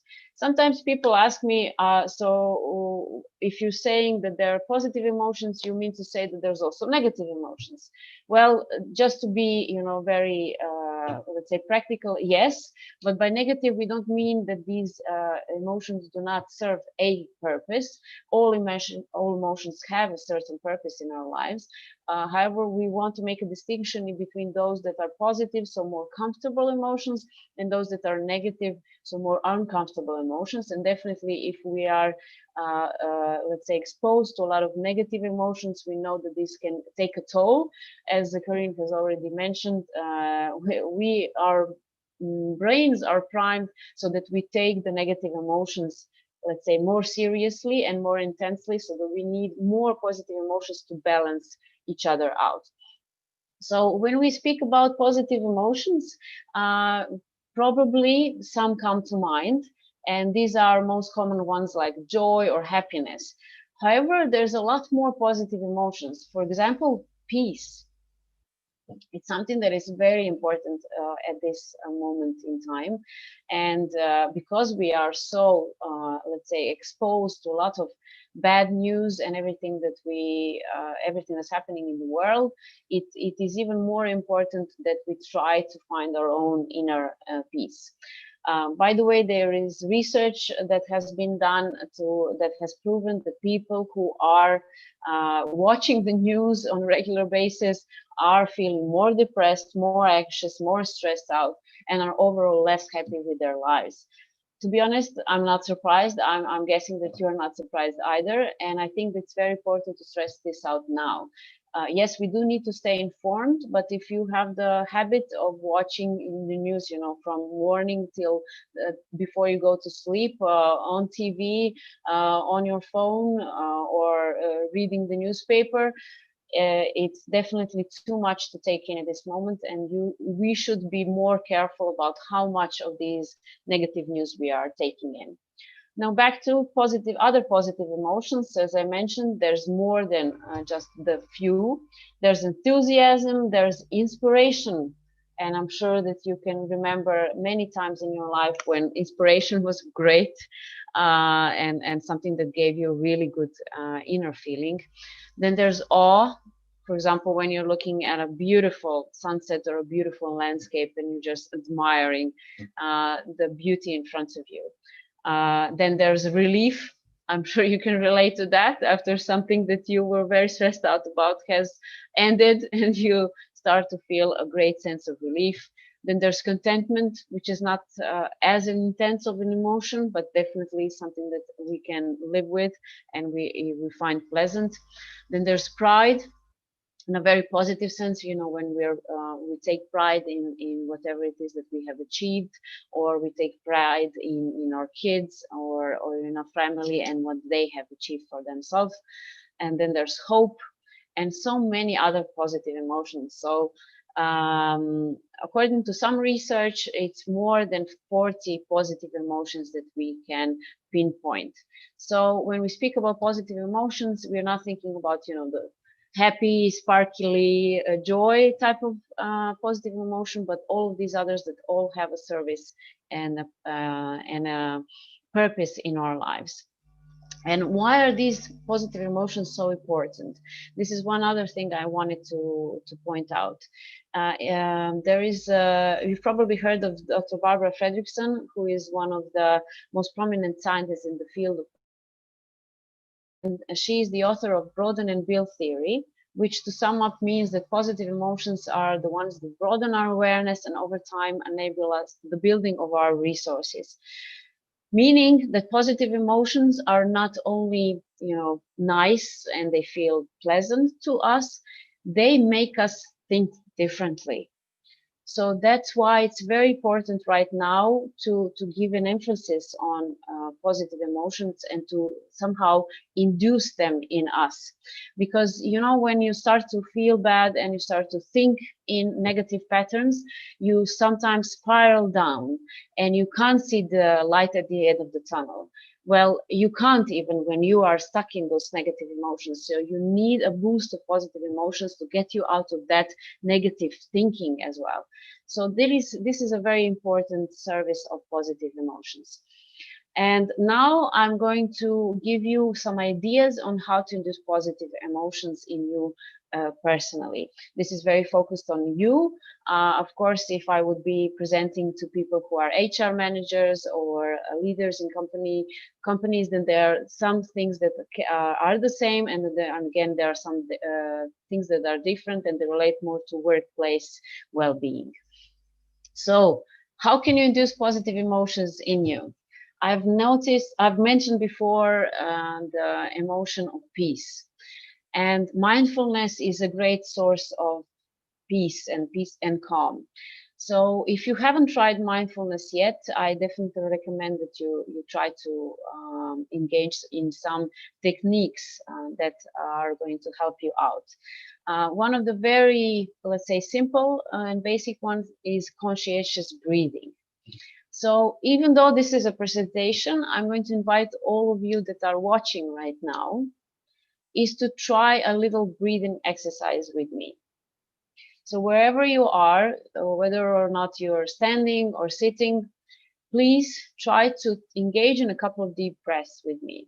You can do that by inhaling with your nose and then exhaling with your mouth. Okay, so try to stand up straight or sit up straight and just do this.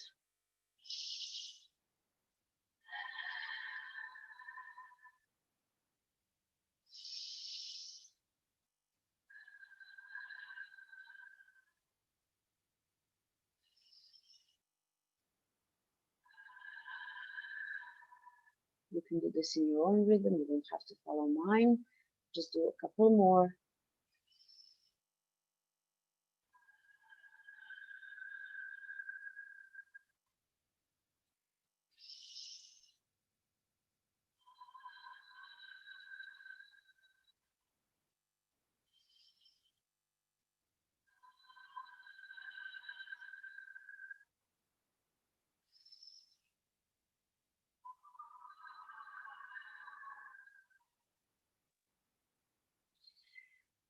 And just notice, how are you feeling right now?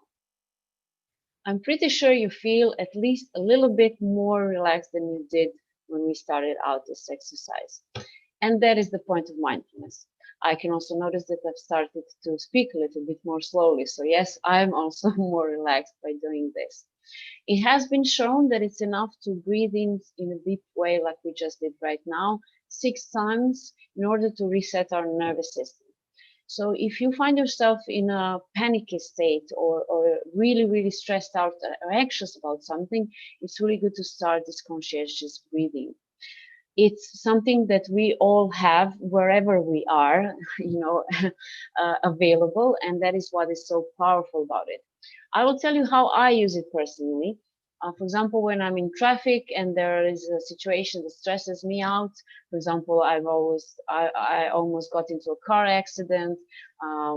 I try to do this exercise while I'm driving so that I calm myself down and I'm not a dangerous driver to continue my journey. Also, I'm not sure if you're aware of this or not, but here in Croatia, we've had quite a big earthquake in March.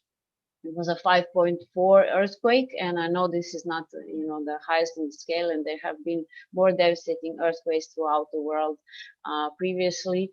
However, it is quite new to the area here in Croatia, and I remember being really, really scared. And I noticed that I froze completely, you know, about it's that fight or flight or freeze instinct that happens to us instinctively. And I just started to breathe more deeply just to calm myself down so that I can be more rational about what action I'm going to take next. So if you feel like you are stressed out, this is definitely something that you should engage in. And also another mindfulness well-known technique is meditation.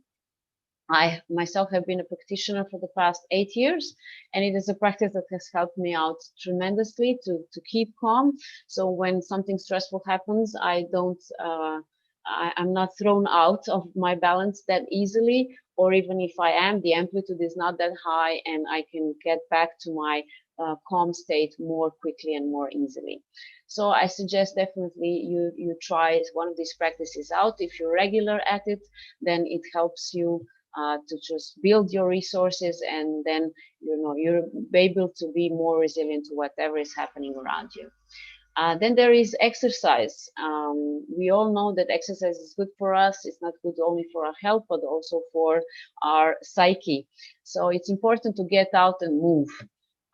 It can be just regular walking. I myself am a hiker, and I really enjoy that activity. And then when you climb on top of a mountain, you're also rewarded with a beautiful view. If this is not your cup of tea, try to find some other type of exercise that is going to work for you, but definitely stay moving, especially now. Even if you're locked down, you can try to, get out of the house just to make a little quick round around the block, or while you can, or just move around the house and try to be engaged in that movement. Then I wanted to share a personal picture of mine, and this is me enjoying ice cream. So I'm not trying to promote not so healthy habits with this picture. I'm just trying to say that every now and then you do need to indulge in some little pleasure. Of course, if you have some health risks, then you should be very careful about that. But if not, it is okay to indulge a little here and there. And it maybe not be ice cream for you guys, it may be something else. But definitely, if it is food that you really savor it, and that you take your time to chew, to feel all of the taste in your mouth, and that just give yourself the time to enjoy it. So this is also being mindful in practice, and this is one example on how you can do it. Then there is enjoying nature. Again, if you can't really move out, then this is not maybe applicable to you. But if you can, if there's just a patch of green grass next to you, this is something that you can enjoy. It has been proven that you can spend as little as 10-15 minutes outside in a park, that you can change your own state. So please get out there, enjoy everything that nature has to offer. I myself am a very big fan of flowers.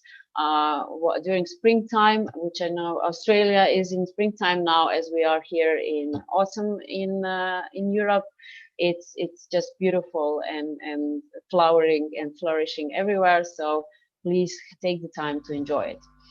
Then there are pets. Whether or not you're a dog or a cat person, or you have any other pets around you, these can be a source of great positive emotion. Just to play with them, to engage in some kind of let's say a conversation with your pets, and if you have them, bless you, you can really enjoy them these days. Then there's kids, or even if you don't have kids, try to engage in some playfulness with the people around you. We need that. Play is a great source of positive emotions. It's something that it comes naturally to us humans, and we definitely have to give ourselves the permission to be silly and to just play and enjoy these activities. Then I'm giving you some other pointers. For example, enjoying music. Maybe you're playing an instrument, maybe you're just singing along, or just enjoying listening to good music. This is a great source of positive emotions. Or being creative, drawing, painting, sculpting, whatever it is, making jewelry, anything you can think of that makes you feel engaged and gives you a lot of positive emotions. There's a particular creative project that I've found in the past months and that I really enjoy. It's called the color crawl. So a family gets out of the house, makes a round around the block, and they try to find objects that have the same color, and then later on they make a collage out of all of these photos. I think it's beautiful, it's so simple, and it definitely enables you to also to connect with the people who you are doing it with. You can also do yoga or any kind of stretching exercises that are also going to help you feel better in your body, or just a step up dance. Of course, we cannot do this in a group of people right now. I'm a big fan of dance. I've been dancing, for more than 20 years. And how do I give myself a boost with positive emotions? For example, when I'm delivering a training or a coaching session and I'm not feeling that well, I just put on one of my favorite songs that I know always gets me moving, and I just jump around the house a little bit and get myself worked up, and then I change my energy with this little dance, and then I sit down and deliver my presentation in a completely different state than before. Again, if this is all not working out for you, then maybe you're a fan of bubble baths or any other activity, or a good massage, so something that is going to help you again relax or engage in positive emotions. So these are my suggestions. Of course, some may work for you, some may not, but it is important for you to find the ones that work for you.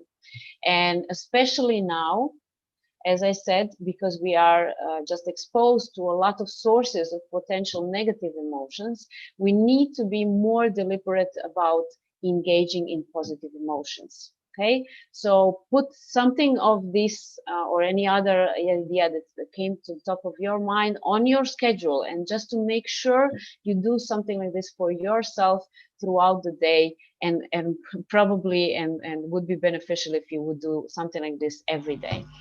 And on top of all that, I'm going to mention some very nice interventions that you can do that also induce positive emotions. One is practicing gratitude. I'm pretty sure you have heard about this intervention. It's called the 3 good things. And it has been proven that people who practice this intervention on a regular basis become happier, more calm, and are more resilient to any other sources of stress. So how do you practice gratitude?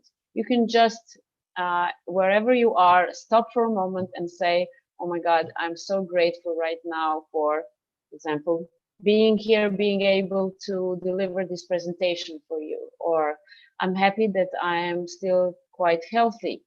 I'm happy for my family. I'm happy or grateful that there's a beautiful sunshiny day outside. You can be happy for a good cup of coffee that you're having. It can be really small things or even bigger ones, but you need to feel that gratitude. So again, I will briefly invite you to try to think of at least one thing you're grateful for, and just give yourself the time to really feel that.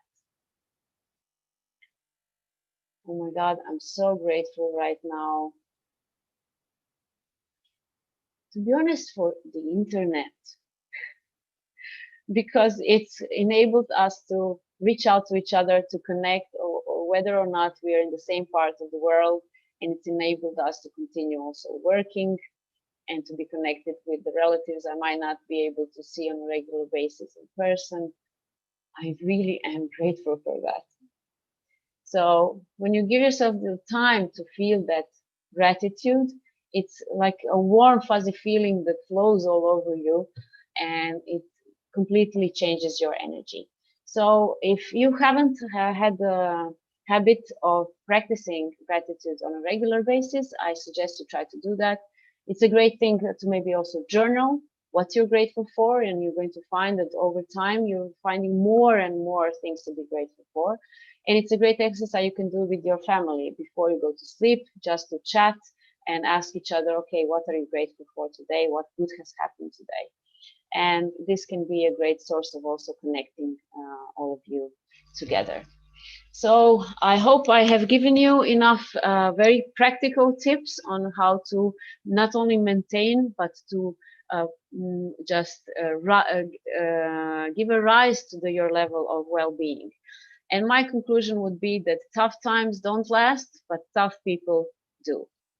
And we need, as I said, to be more deliberate about maintaining our well-being, about building our own resilience, and thus enabling us to go through all of this experience, not only surviving, but being able to also use this as a point of growth and really thrive in the long run.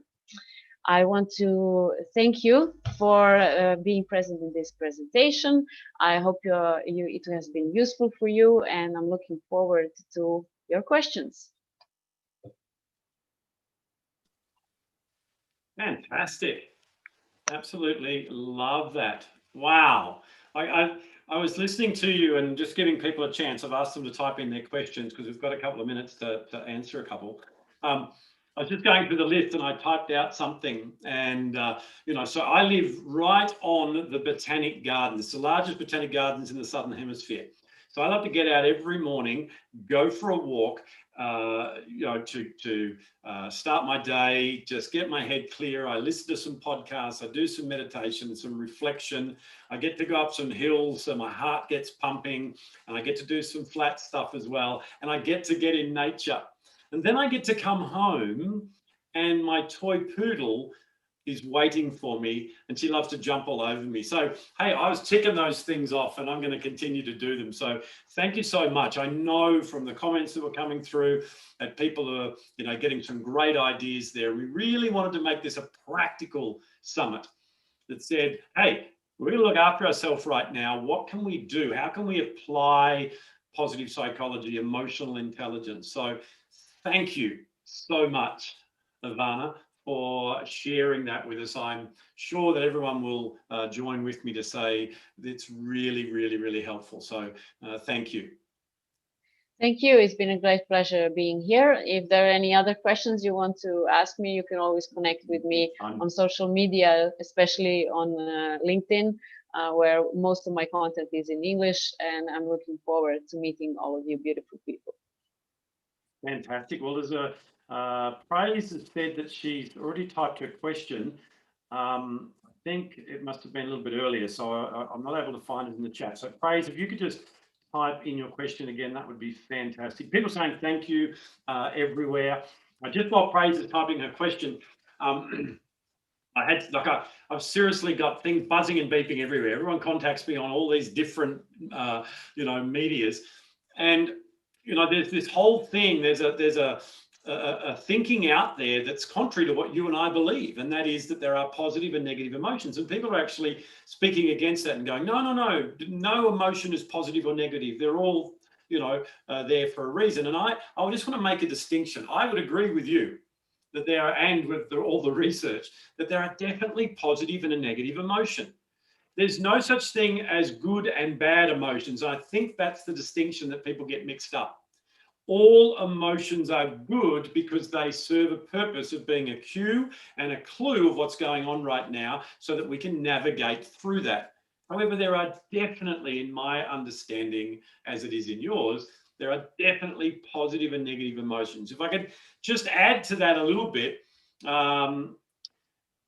the thing that really matters, though, if we don't get caught up in the semantics of all that, is that the response or reaction, the response to the emotion is where the positivity or negativity or the good or the bad can come in. And that's where, you know, practicing in emotional intelligence, practicing positive psychology, understanding the neuroscience behind that, that's why this is so vital. So Praise has got her question now, but I just wanted you to just, you know, either agree with me, disagree, or just add something to that, and then we'll get Praise's question. Grant, I do agree with you, but I think it's semantic that triples us quite often, you know, and we people tend to also have prejudice about the semantics that we're using about all of this.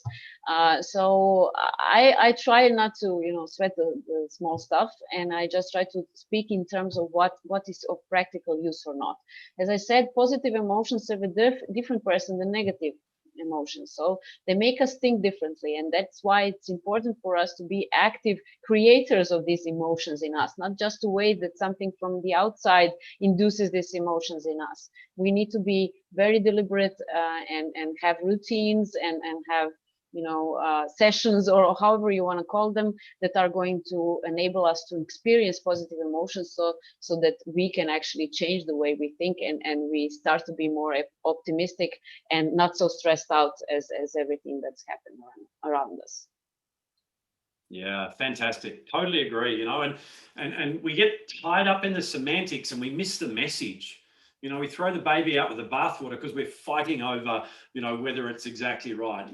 What I've learned over the years is to get the concept, take the concept of what we're talking about and apply that, rather than, look for reasons. And we know sometimes why we do this, because it's a self-sabotage strategy. When someone hands us on a platter, a way to feel better, a way to come out of the funk that we might be in or whatever, our mini-me sometimes fights that. So we look for the semantics so that we can discredit it. But anyway, so going on with that, the question from, oh, it's gone now. Let me just find it again. The question from Praise was, oh, it's now gone again. I saw it though. What it was whether or not there are, and I think this is why she's taken it off, and it's fine, Praise, whether or not there are intelligent or dull emotions. Now, I'm not quite understanding exactly what context you're meaning by intelligent, but once again, it's how we use those signals that's most important. Would you agree, Ivana? Yes, definitely. And I would like to make also an important distinction between the intensity of different emotions. As I was naming different positive emotions that we can experience, I was also putting up those that are high intensity. For example, joy, excitement, enthusiasm. They are high intensity and they are positive. But there's also, let's say, peace and contentment that are not nearly as intense and out there, and are not equally important, but maybe even in some cases more important than the very exciting ones. So you should not try to, if you're very depressed, you should not try to go directly to joy. You need something in between, a less intense but also pleasant emotion to go through. Love that. So Ivana, once again, from all of us to you, thank you so much for giving of your time, from giving of your expertise. I can see the passion just flowing out of you. Please get that book translated into English so that I can get a copy. I'm really looking forward to it. Connect with Ivana, everyone. If you have any more questions, get them through to us. We'll get them to her somewhere. So thank you so much, Ivana. You can go and relax now and check out the stream. And I'm going to bring on our next speaker. So thank you again. Thank you. And if you are again interested in coaching, training, or consultancy regarding positive psychology, either in the workplace or individually, I will be happy to serve you. And yes, Grant, I am very passionate about this topic, and I think it does come across, as you've mentioned, and I'm happy to be of service, especially now when all of the world is facing something that we've never seen before. I wish you all the best. Fantastic. Good luck with the next speakers. See you soon. Thank you. Bye-bye. Bye. Fantastic. All right. So what I want you to all do right now, before we bring on the next speaker, I want you to stand up and just give yourself a little stretch and get yourself ready, get yourself fired up, because we're just about to bring our last speaker for the day. This lady is one of the most vibrant people that I've ever met. She's just one of the most beautiful people I've ever had the pleasure of working with. And her name is Gill McKay. So for more than 20 years, Gill McKay has worked with coaches, trainers, HR, and business professionals to amplify their results by helping them use neuroscience in their work. The teaching helps them to increase their clients' self-awareness, their emotional engagement, and awaken their brains to help them achieve deep transformation and change. As the co-founder of My Brain International, which I'm so excited to be a partner with, and to be a master trainer for Down Under, just an amazing organization. And the neurometric profiling instrument Mind, she provides International Coach Federation accredited tools and resources for the appliance of neuroscience. She is also an author of the best-selling book, Stuck, That's it right there. It's an amazing book. And it's for Brain Smart Insights for Coaches, which shares her coaching stories and how clients can create change and understanding the neuroscience behind their challenges. In her talk, Gill will talk about the neuroscience of motivation and how you can tap into your brain power to enhance your motivation and stay on top of your game in uncertain times, something that we all need right now. So put your hands together and please help me welcome from the United Kingdom, Gill McKay. Come on in, Gill. Hey, thank you so much, Grant. Thank you for that introduction. I hope it's all streaming now. Yep, it's 8 o'clock in the morning here in London. It's actually a sunny day, which is the first time this week. And I'm ready to step into that introduction of, what was it you called me, vibrant? I know I'm the last person of the day, so I will be as high energy, but most importantly, high value as I can. So really, thank you so much for inviting me to be part of this summit. I've managed just to catch a couple of them before I've been on, and it's a really amazing community of speakers that you've organized. Fantastic. So, as Grant said, I am Gill McKay. I'm co-founder of a company called My Brain International, and we are dedicated to helping you to apply neuroscience in your work and your life so you can get the best results and step into your best self. Now, I've worked in the learning and development field for many, many years, and I really am passionate about this subject of neuroscience, how tapping into our brain's power, I guess, making friends with your brain and learning a little bit more about how the brain works can really help you to progress and be happier in life. So what our work does is it helps you to understand and embrace what is unique about you, to build that awareness of what makes you, you. And of course, self-awareness is an absolute pivotal key ingredient of emotional intelligence. That whole area of emotional self-awareness and the ability to understand your own emotions and their effects on your life and how you show up in the world. So it's absolutely linked to that whole area of emotional intelligence.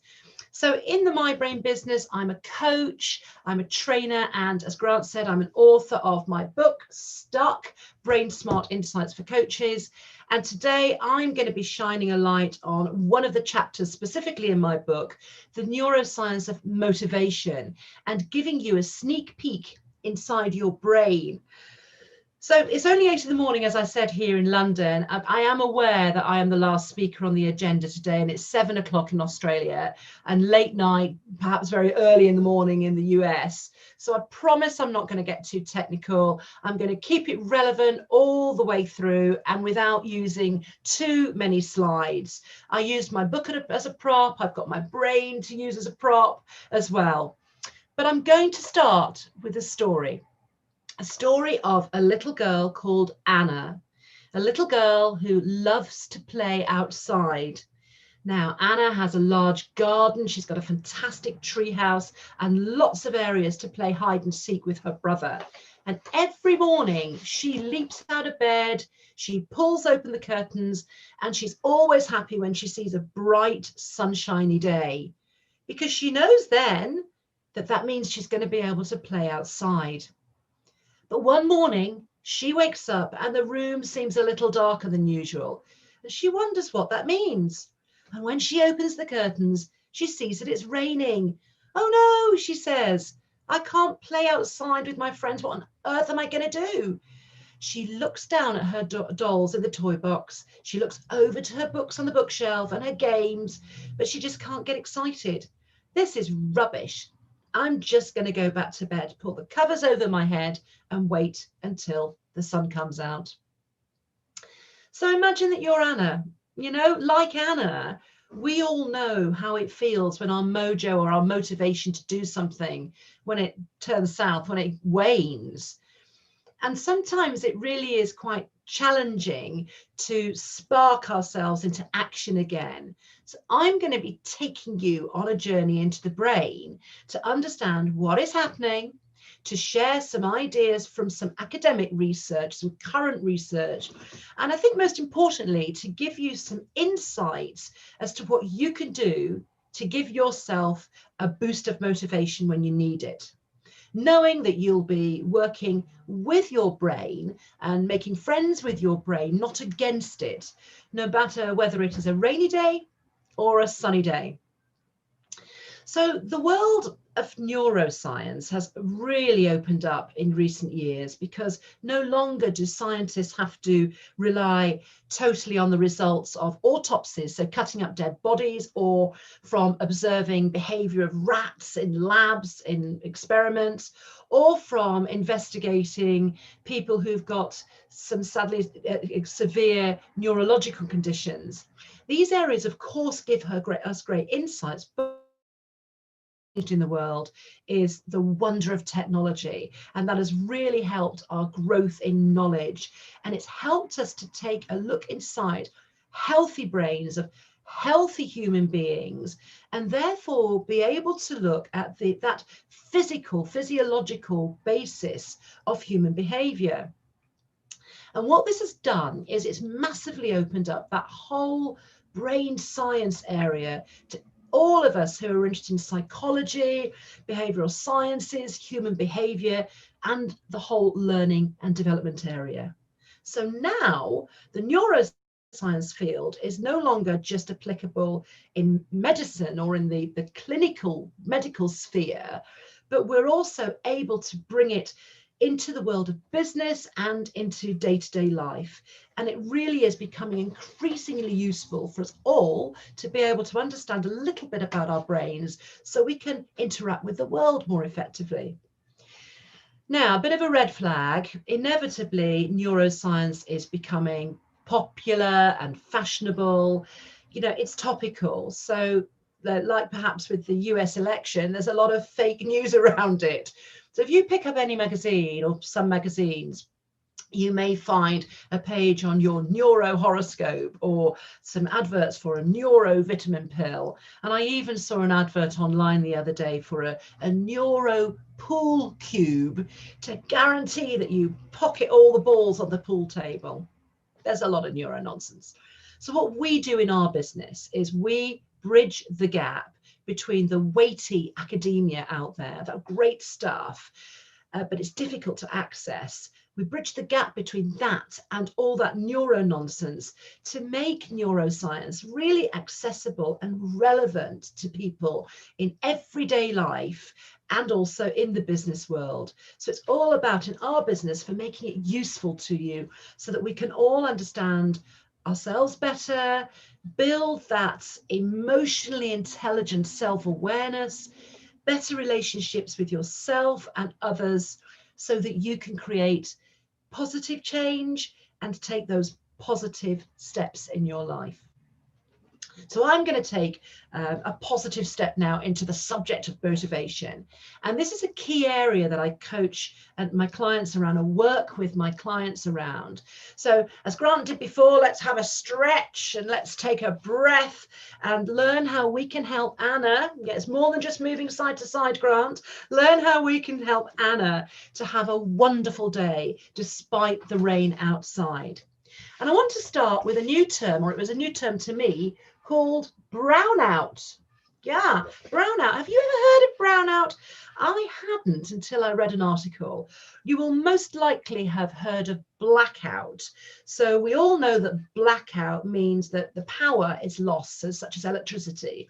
Now, brownout, evidently in a factory setting, is when the plant, the factory, runs on lower wattage. So you can use it for a metaphor in the world of work or our lives.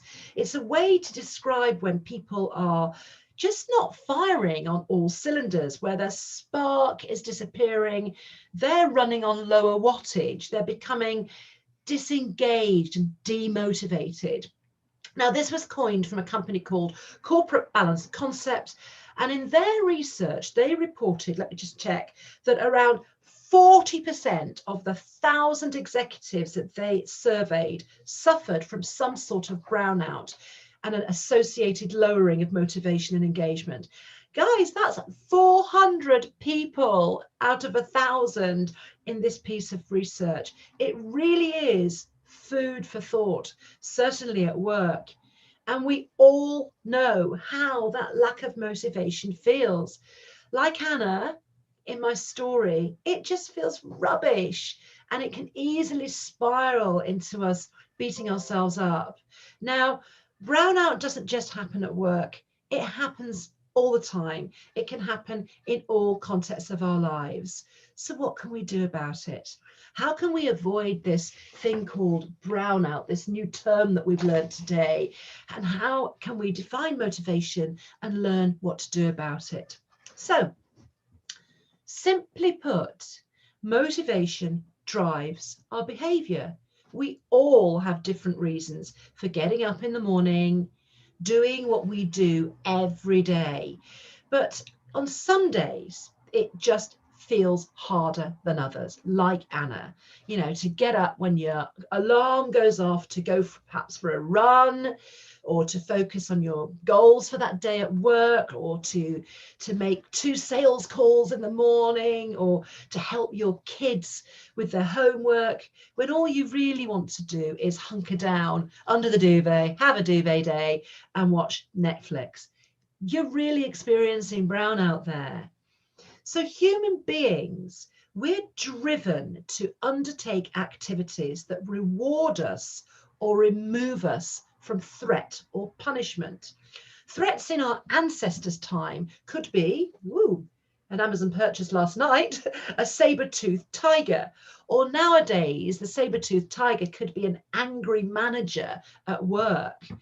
Rewards could be a glass of wine at the end of a very busy working day, or watching the next episode of a new crime series that you're enjoying on TV. So this drive towards or away from something, it reinforces our behaviors. So we're motivated to do it again and again and again. So a busy work day will cue you every work day to pour a glass of wine, or to put on the TV, or the appearance of your manager, saber-toothed tiger, may motivate you to pick up the phone and pretend you're talking to a customer. So at a fundamental level, your brain treats survival needs as rewarding. What we need to survive, and we do, it rewards us and it motivates us to fulfill those needs. Motivation drives our behavior. So motivation, or lack of it, is usually behind the choices we make, what we do, and therefore the results that we get. So clearly, if you're hungry, you're going to go and look for a snack. It might be a biscuit, it might be an apple, but you'll look for a snack. And if you're tired, you may be motivated to take a nap, or if you're stuck in some way, you may be motivated to phone a friend, or maybe read a book called Stuck. But here's the thing. Motivation is not an algorithm. It's not a formula or a rule book that you can just roll out and apply, or if you're a manager, you can just give to someone.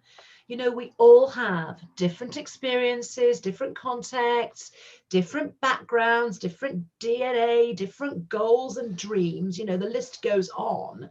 We are all different. So some people, if they are stuck, they're not going to read a book or phone a friend for help. They're going to bury their head in the sand and ignore the problem. Or maybe they're just going to power through and research the problem until late at night when they think they're going to be able to solve it.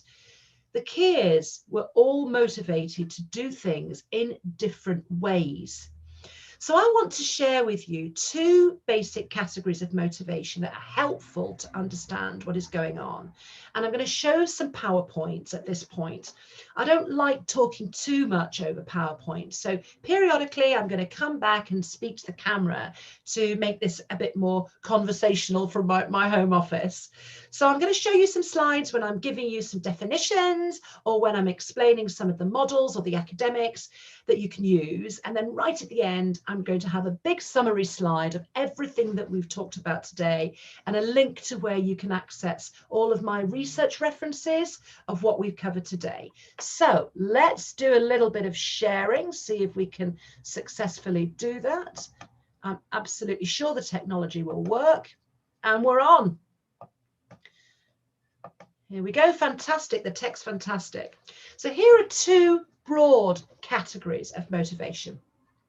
So intrinsic motivation, it involves doing something because it's personally rewarding to you. So when you are intrinsically motivated, your behavior is motivated by your internal desire to do something for its own sake. So for example, your personal joy or personal enjoyment of doing it, because say you want to learn something new. It's about doing things, it's about expanding and learning without the need for an external reward. Now, extrinsic motivation, on the other hand, it involves doing something because you want to earn a reward or avoid a punishment. So here, your motivation is, or your behavior is, I guess, motivated by an external factor that's pushing you to do something so that you get that reward, or you're avoiding a consequence, you're avoiding a punishment, you're moving away from that possible consequence. So, for instance, on the intrinsic side, maybe it's something like you want to watch a TED talk because you want to learn something new and you're inspired by that, where an extrinsic reason may be because you know your manager wants you to talk in the next team meeting about the topic in the TED talk, and you don't want to get into trouble if you get it wrong. You want to do really well. Maybe intrinsically you might enjoy going for a run and doing some exercise because you want to, you know that you've got a stressy day and you know it feels fantastic when you go running afterwards.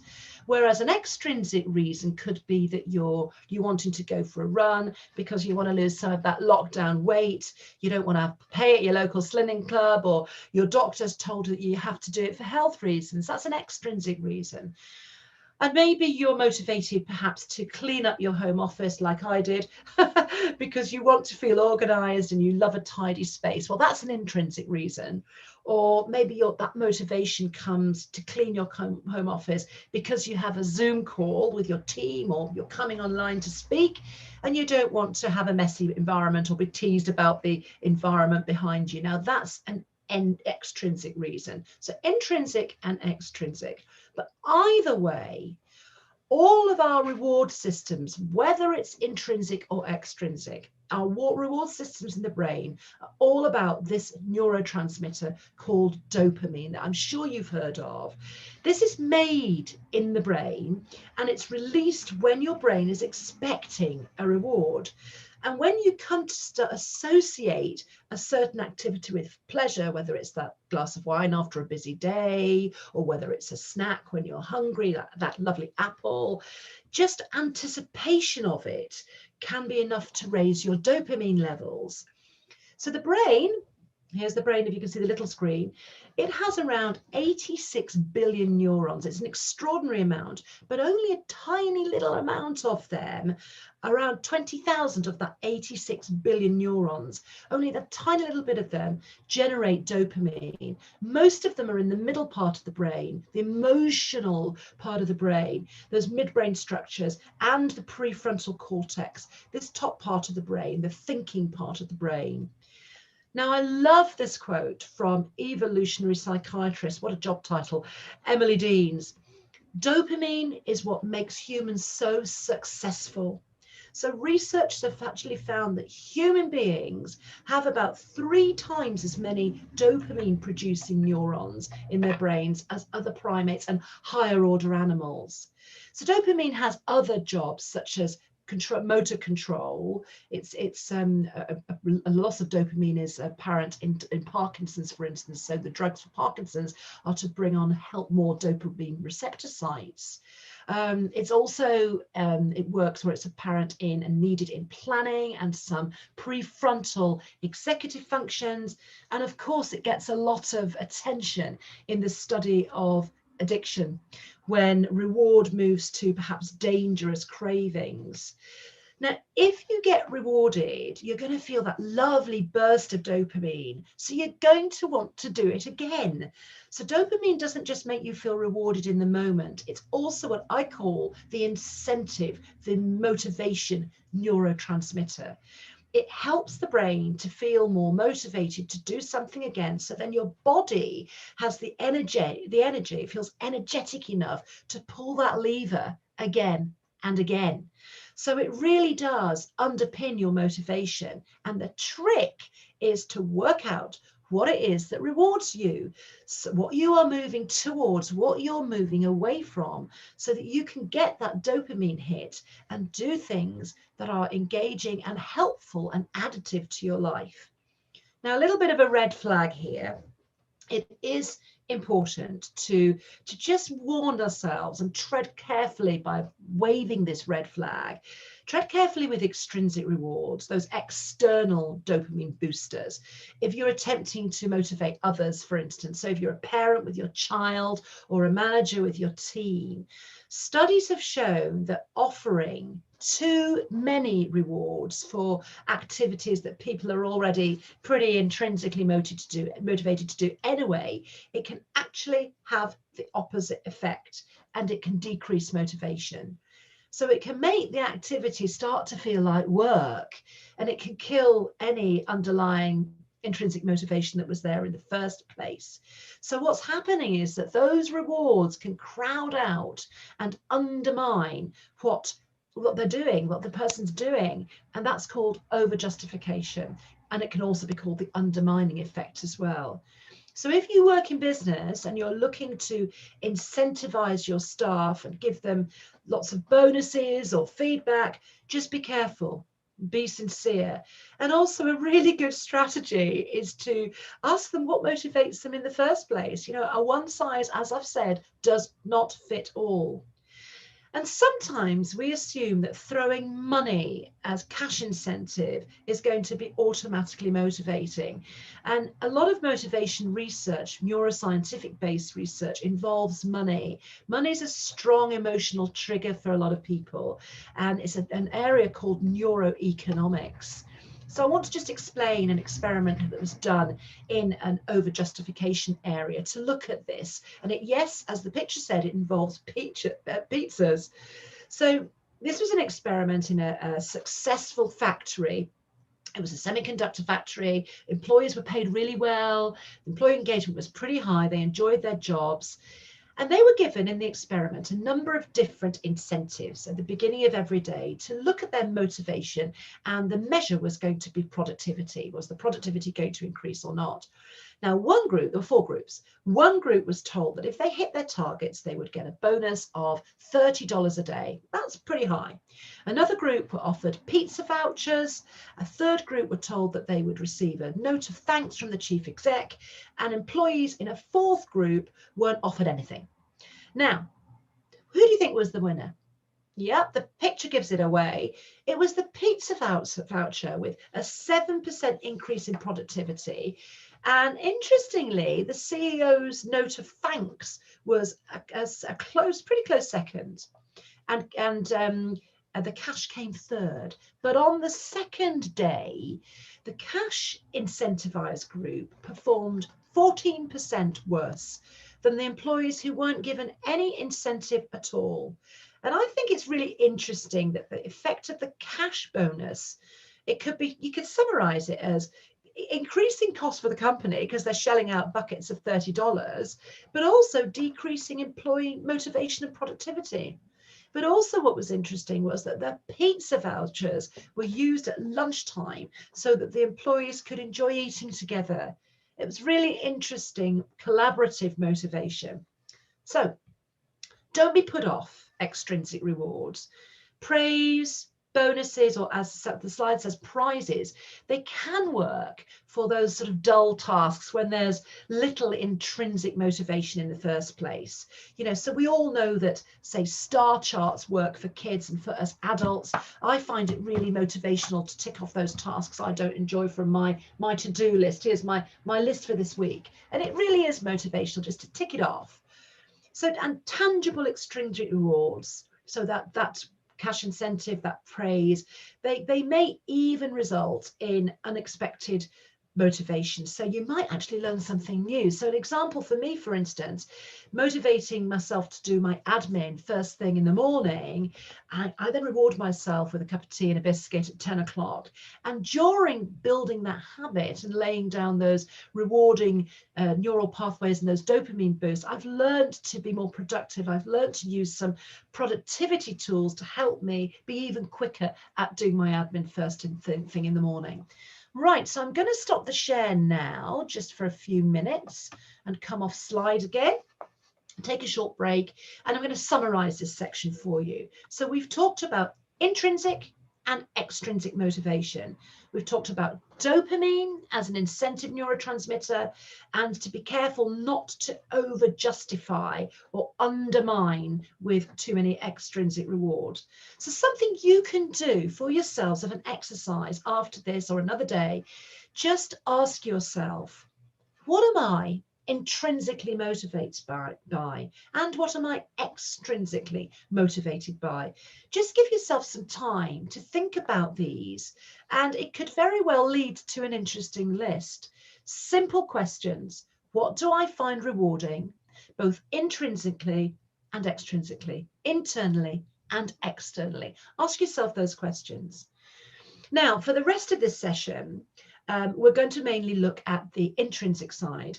Grant has given me 50 minutes. That's 50 minutes. So what we're going to do, I know I'm going to fill up your brain, but what I'm going to do is help you to fill up your brain with sparky ideas, to say goodbye to this brownout that we've learned about, to keep on top of your motivation. And I'm wanting to share with you one of my favorite models in this whole area of motivation. It's a really well researched area called self-determination theory. And what this says is that human beings have three basic psychological needs: the need for autonomy, the need for mastery, and the need for purpose. When we go back to the slides, I'm going to unpick those for you and give you some ideas as to how you can use them. But let's just define what it's all about.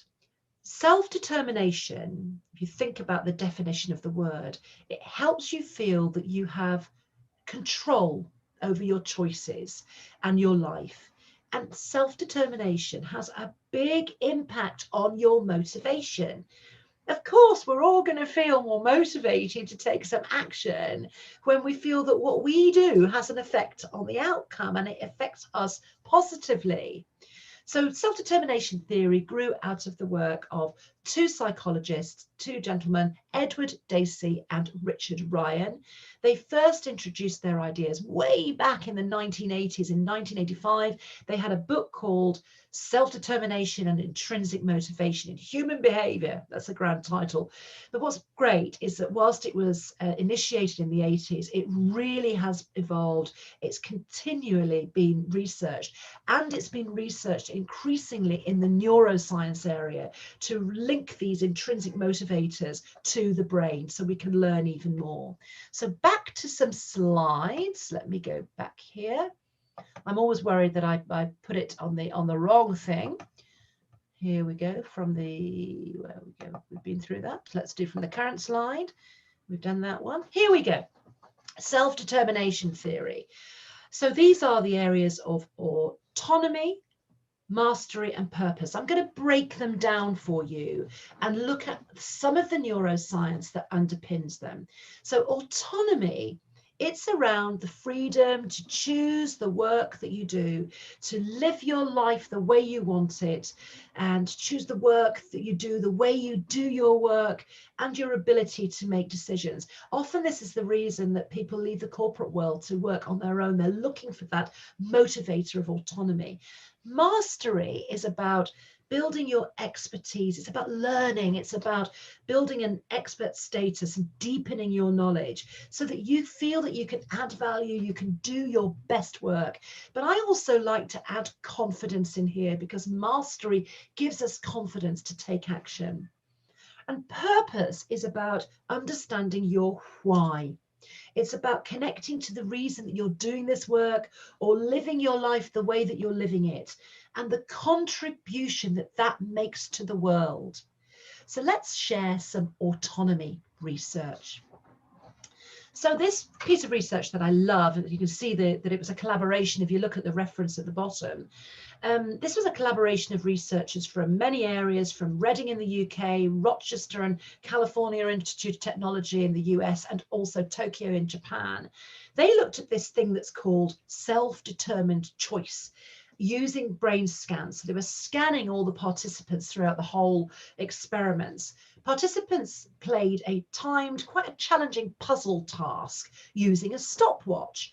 And they either selected the stopwatch themselves or they were given one. So, and it's quite extraordinary that the results over several trials and several groups consistently showed a better performance from those groups who had selected the stopwatch. They'd chosen the kit that they were going to use in the experiment than those who hadn't selected it. And the choice of stopwatch was absolutely irrelevant to how difficult the task was. And there was more activity in the prefrontal cortex part of the brain, this part of the brain, while they were increasing that performance, that thinking part of the brain in that group.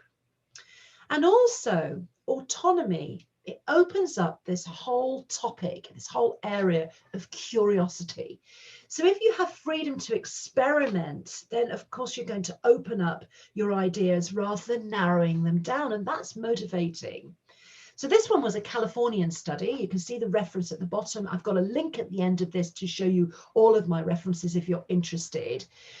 In this one, participants reviewed more than 100 questions, and some of them were pretty interesting and pretty curious. But at the same time, they were also shown unrelated photographs. Now, when they were curious and interested in those questions, which the brain scans showed, what was interesting was that they also remembered and recalled more of the completely unrelated faces, the completely unrelated pictures. So what the researchers concluded, what they found was that if the people had been curious about the question topic, and then before the answer had even appeared for the question, their curiosity was already engaging that dopamine, that brain's reward system, through anticipation. And that stayed even after 24 hours with that satisfying boost in dopamine too. So curiosity in itself is motivating. And it also helps you to open up to unrelated areas from that topic at hand and recall them too. So curiosity helps us learn, which of course we know, but now we've got it proven from neuroscience, which is great. Let's stop the share. So ask yourself, what is it that you can choose to do every day? Where can you take your power and freedom into your life? You know, do you feel forced by a deadline that somebody else has given you? Or do you feel you have flexible choice? Where can you put that flexible choice into your life? The research shows us, of course, that choice makes for positive motivation. Just making a list of what you can control, what you have choice over, and what you can't control can help. It can help you focus where you put your energy. And again, what makes you curious? Make a list about those subjects that you want to learn about or understand more about. So when you feel your mojo declining or this brownout coming back, rather than slumping in front of the TV, get fascinated by something. You know, maybe if you don't feel like running, just go and do some interval training in the park, or go and try a Zumba class, or do something completely unrelated and maybe listen to a podcast while going for a walk. The trick is to remember that it's your choice. You're in charge, and learning something new and satisfying your curiosity is really motivating. Now, on to the second part, which is mastery. This is all about deepening your learning, perhaps driven by that curiosity in the first instance, but it's also about prioritizing your development so that you can grow. And we know that that is highly motivational, and research proves it. So I'm going to look at mastery from the perspective of strengths, how you can understand your strengths, have a language for voicing them, and so you can consciously use your strengths more. Research shows us that operating to strengths and building on strengths is highly motivating, and it helps to build our confidence too. So here is a way that I like to think about strengths using the metaphor of a road network for the brain. And I'm just going to pop back onto the slides again, which is being very naughty. It's going onto the beginning slide. As I pull down here, let's find our strength slide. Here we go.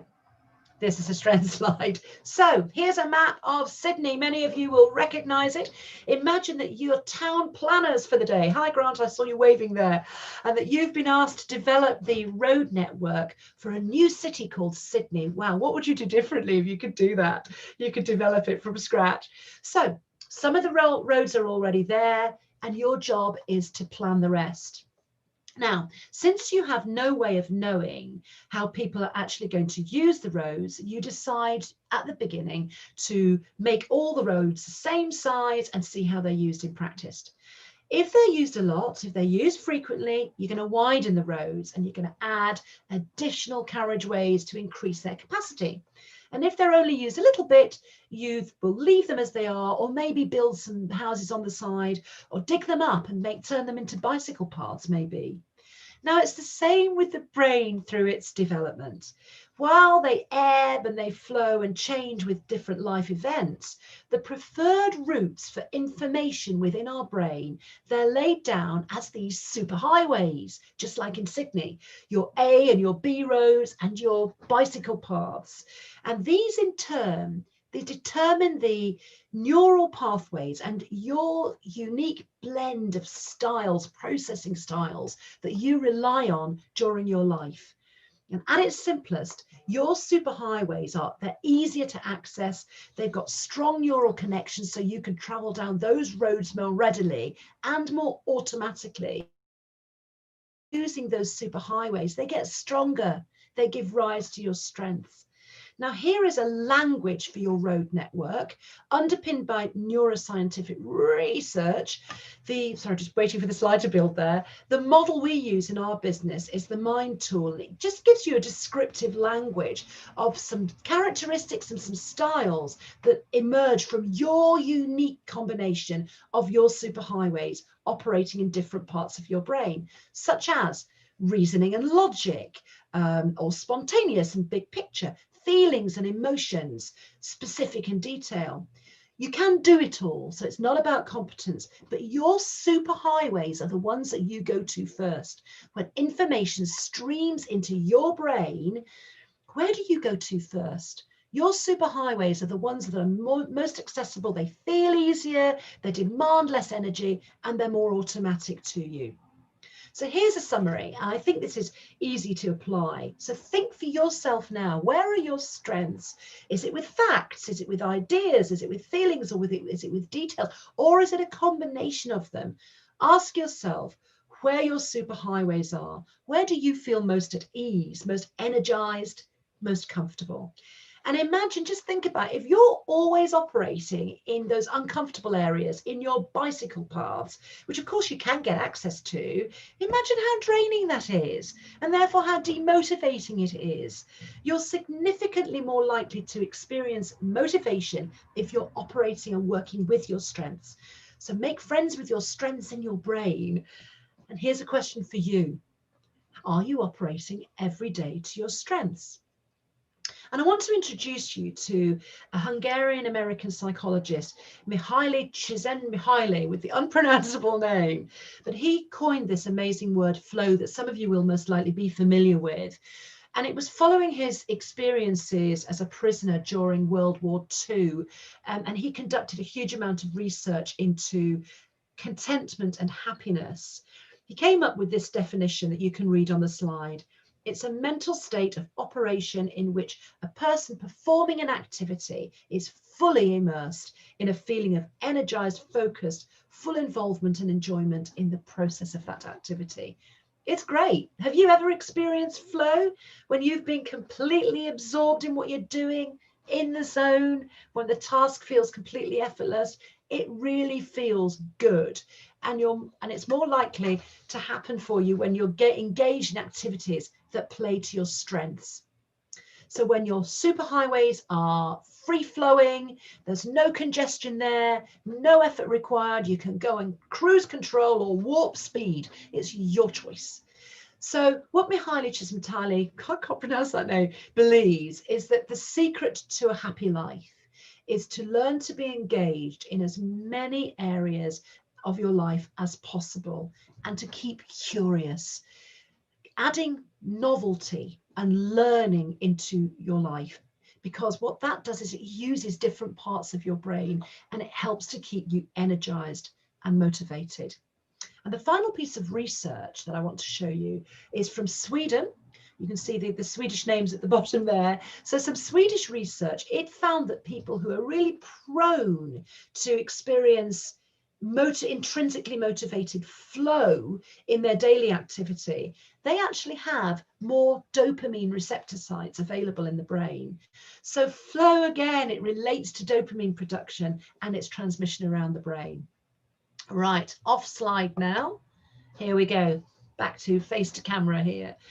So this part of self-determination model, it's talked about mastery. We've brought that to life by discussing strengths and flow and that map of Sydney. So just think for yourself, what are your strengths?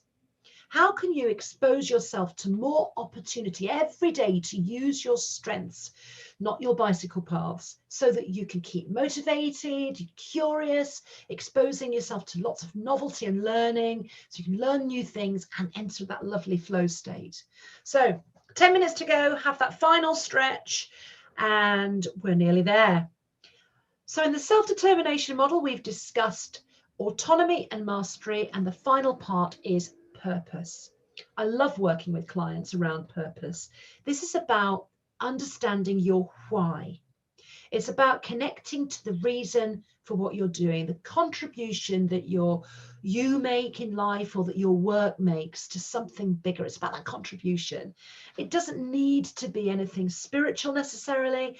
Many of my coaching clients are really clear that their why is perhaps about financial freedom or spending more time with their families or time freedom. Yeah, it could be otherwise to create a bigger impact on the world. One of my clients is all about sustainability.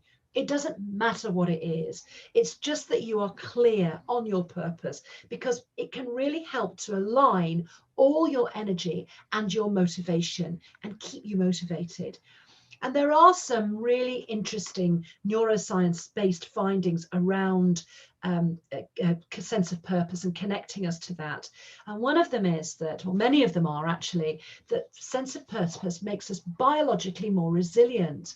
There was one study that found that a strong purpose resulted in 72% lower risk of a stroke and 44% lower rate of cardiovascular disease. And that's because every day, if you're aligned to your purpose, you're motivated, you're operating to your strengths, and you're in a state of positive energy. And we also know that strong purpose produces what the neuroscientists call the trifecta of neurotransmitters. In the article I read, it said trifecta. I don't know why it didn't say trio, but 3 neurotransmitters. So oxytocin, which is for bonding, for empathy and social interaction, that always feels good. And oxytocin is actually produced when a mother first breastfeeds her baby. There's a huge amount of oxytocin streaming around the body. So it's all about bonding. Serotonin, it balances mood, and as well as our old friend, the feel-good, motivating, incentivizing dopamine neurotransmitter. Now, purpose also connects to your emotions. 80% of our neurons are in this older part of the brain, the lower and the middle part of the brain. And we know that information reaches that part of the brain, the emotional part of the brain, around 6 times faster than to the prefrontal cortex, the thinking part of the brain. So we get that motivating emotional alignment with a sense of purpose. So it really is well worth spending time to identify your purpose. Keep visiting it to keep aligned and motivated. Now, that's the final part of self-determination theory, purpose. a bit of a whistle-stop tour around the model. And I want to finish with a story. Nearly there. We've been through a lot this evening. It's not even 9 o'clock in the morning in the UK, but let me just finish with a story to keep you motivated. If you remember Anna at the beginning, she's a little girl who's motivated by playing and her sunshiny days. And on a rainy day, she became demotivated. She just wanted to pull the covers over her head. Now, imagine that Anna had a different response and she decided she can't do anything about the weather, but it doesn't stop her being able to play. So maybe she can go and play in the puddles or ask her little brother to play with her inside. Now, because Anna is a very wise 6-year-old and she understands she can't really control the weather because she did that control and not control list, when she wakes up in the morning, she realizes it's always going to be rainy days. So she decided that the rain wasn't going to put her back to bed. She decided that she would have a talk on a rainy day with her favorite doll. Here's the doll here, and talk about what she was going to do to go inside to play. And they would have fun, whatever the weather. So there are 2 points I want to extract from that story. The first one is about playing. We seem to think that work is the opposite of play. It really is not. So we can keep motivated by having fun and playing. And the second thing is what Anna did was that she primed herself into a motivated, more positive state by talking to her doll. This is something that you can do. Priming refers to making associations just before doing something. So you can prime yourself perhaps by listening to music or having a cup of coffee. What is it you can associate with being motivated? Because expecting to be upbeat and motivated all the time, it just isn't realistic. So is it music? Is it giving your kids or your pets a hug? Is it looking at happy photos, maybe some motivational quotes like I've got here? Or is it understanding your why? Last thing, I'm going to thank Anna, and I'm going to share with you that I didn't borrow this doll as my last prop. This is the character Merida, I think, from the movie Brave. And she's my priming tool. I have her on my desk. I gave it to my daughter when she was no longer interested in dolls. I have it on my desk. It's my primer to remind me to be brave in my decisions at work. So that's it. I just want to show you a last slide, Grant, if I may, because it's got a PDF on the end for people to look at so that they can download the research. Here we go. Hang on a minute. Here we go. There we go. That's the last slide. This is what we've covered. Absolutely loads. You can see the list. Take a photograph or take a note of that PDF. It's got all of the research if you're interested, and it will be up there for a few days. So do download it as soon as possible. Phew, we're done. Merida and my brain. That's it done. Not yet 9 o'clock in the morning in the UK. Fantastic. Wow. Absolutely brilliant. Let's give Gill an amazing hand. I've already asked people to type in their questions. I think, you know, that was just, they're just so motivated right now. I just love that explanation, you know, particularly having that understanding around the difference between, you know, being motivated yourself, that intrinsic motivation. You know, it's like I always say, like a lot of times people will call me a motivational speaker. And I always challenge that, because motivation that is long lasting, that's really beneficial, does come from within. So, you know, you get a motivational speaker, they come in and they pump you up and you feel like you could do anything. And then you go out into the world and you go, where did they go? They're not there with you. So I just love that the more that we can motivate ourselves, take inspiration from others, but motivate ourselves, the better it is. So fantastic. So that was great. People are saying, okay, Gill, can you do me a favor? Because they're asking for the link again. Can you? Yes, of course. Let's just the final slide. No, hang on. Don't put it back up. Just okay. Just put the link in our chat. Oh, and I will. In order to do that, I've got to copy it. Yeah. Here we If go. I just leave it there, people can take a photo, because I just realized I'm on 2 different computers. So Oh, I'm not wow. going to be able to copy it from there and put it there anyway. So if you just leave it up there for a sec, people can Okay, take yeah, it. I will do so. There you go, Just guys. take a photo quickly of that. It's just a one-pager, and it has the, if anybody's interested in the research, it's got the research studies there that were on the slides. Fantastic.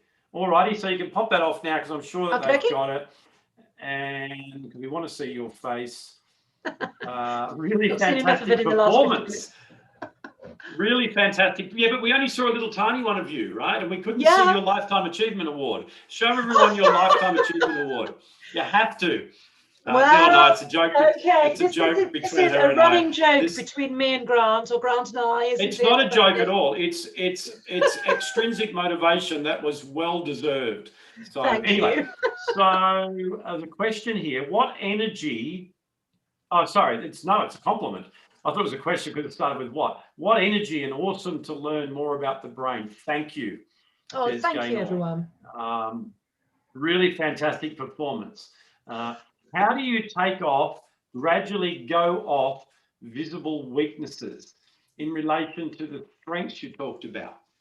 Well, I think, and I talk about these as bicycle paths, don't I? I think that as in the whole emotional intelligence arena, it's all about awareness. So I'm not saying, don't enter your weaknesses. Hey, we all have to. I don't enjoy doing my tax return, or my, I've got Grant here nodding as well, or my finances, but I have to do it. So I think maybe a way to perhaps go into these areas that you recognize are more weaknesses or gaps. I don't really like the word weaknesses. More gaps for you is to think about how you can reward yourself when you do them, not just put them on a list and don't do anything around them. I think the understanding the neuroscience that sits behind it is really, really helpful, because it can give you that language for where are my strengths, where am I super motivated and automatically energized, and where are those gaps, where do I find it a little bit dull, so what can I choose to put into place to override that dullness, or give myself that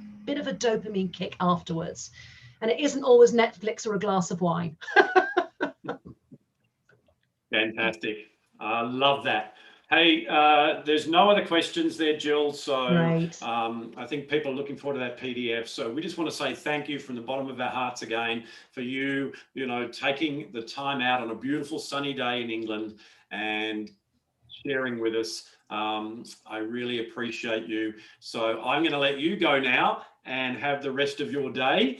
And I'm going to just wrap this up. So can we give Gill another round of applause just as she is saying goodbye? And thank you to everyone for listening, and to you, Grant, for putting together such a fantastic conference. So thank you very much. Yeah. Enjoy your evening and your days. Bye-bye now. Bye-bye. Amazing. All right. So we have landed day one. And, it's just been amazing. And I just want to thank the speakers again. Firstly, Karine, who helped us to understand the science behind empathy, how then Ivana came in and helped us with some practical tips using positive psychology to make sure that we maintain our well-being, not just during this time of pandemic, but beyond COVID-19 as well. And then the amazing Gill. She's so bubbly, and I wanted to make sure that I shared her with you, because her knowledge of neuroscience, her passion for helping others is just so infectious, and how she helped us understand about motivation. So it's been a full-on day, and thank you for giving us the opportunity to serve you in this summit. Now, this is just half of the equation. We've got another 2 sessions tomorrow. A reminder that you'll be able to come back and look at the links again, where the recordings will stay for a few days. I'm going to speak to the speakers. I'm going to put whatever resources I can at your disposal. If you have any questions, just hit reply to one of those emails that my system would have sent you, giving you the links and all those sort of things. And that will come to me personally through my team, and I will give you those answers. That's the only way to connect with me and get those questions, because I'll know what it is that it is, that's pertaining to. If you want to connect with the speakers, LinkedIn is the best way to do that. Share your connection with them through LinkedIn. All right, so tomorrow, let me just tell you a little bit about tomorrow before we go, and I go and have some dinner and you go and do whatever it is, depending on the time zone that you're in. So tomorrow morning, we kick off again at 8 a.m. Australian Eastern Daylight Time in Sydney. So whatever time that is for you, we'd love you to be there. The stream starts 10 minutes before to give people a chance to get on. Get in the chat. Tell me where you're from. Tell me what time it is for you. Whatever. Just get engaged. And we're going to start the morning with the amazing Robert Mack from the USA. Robert is a celebrity coach. He's been endorsed by people like Oprah. He has an amazing ability to be able to bring to life the subject of authentic happiness, and he's going to start the day off tomorrow. Then we have Dr. Sarah McKay, who is our resident neuroscientist, an amazing lady, originally from New Zealand, now lives in the northern beaches of Sydney. And she's going to talk about the allure of neuroscience. And she's an actual neuroscientist, as opposed to someone like myself who works in applied neuroscience. And she loves to debunk myths, and she loves to bring truth and life to neuroscience. And she's just amazing. Then Deborah Thurley from over in Singapore is going to empower us with the power of reset, how to activate a shift from stress to balance. And that's something that we definitely all need. I'll pop in after that, and I will just wrap it up as I have done today. So if you have any other questions, just pop them in the chat right now. People saying thank you. I appreciate that. This is a gift that we just wanted to bring. Hopefully there's some practical things. Remember I said right at the start of the day, what I suggest is that you just take one thing from every speaker, apply it in your life and see the benefit right now. This isn't an information fest. This is an implementation opportunity. So with that, I'm just checking again. There's no more questions. So I'm going to say good night, good morning, good evening, good afternoon, whatever it is for you. Thank you again for being here. If you are joining us again tomorrow, I will see you just before 8 a.m.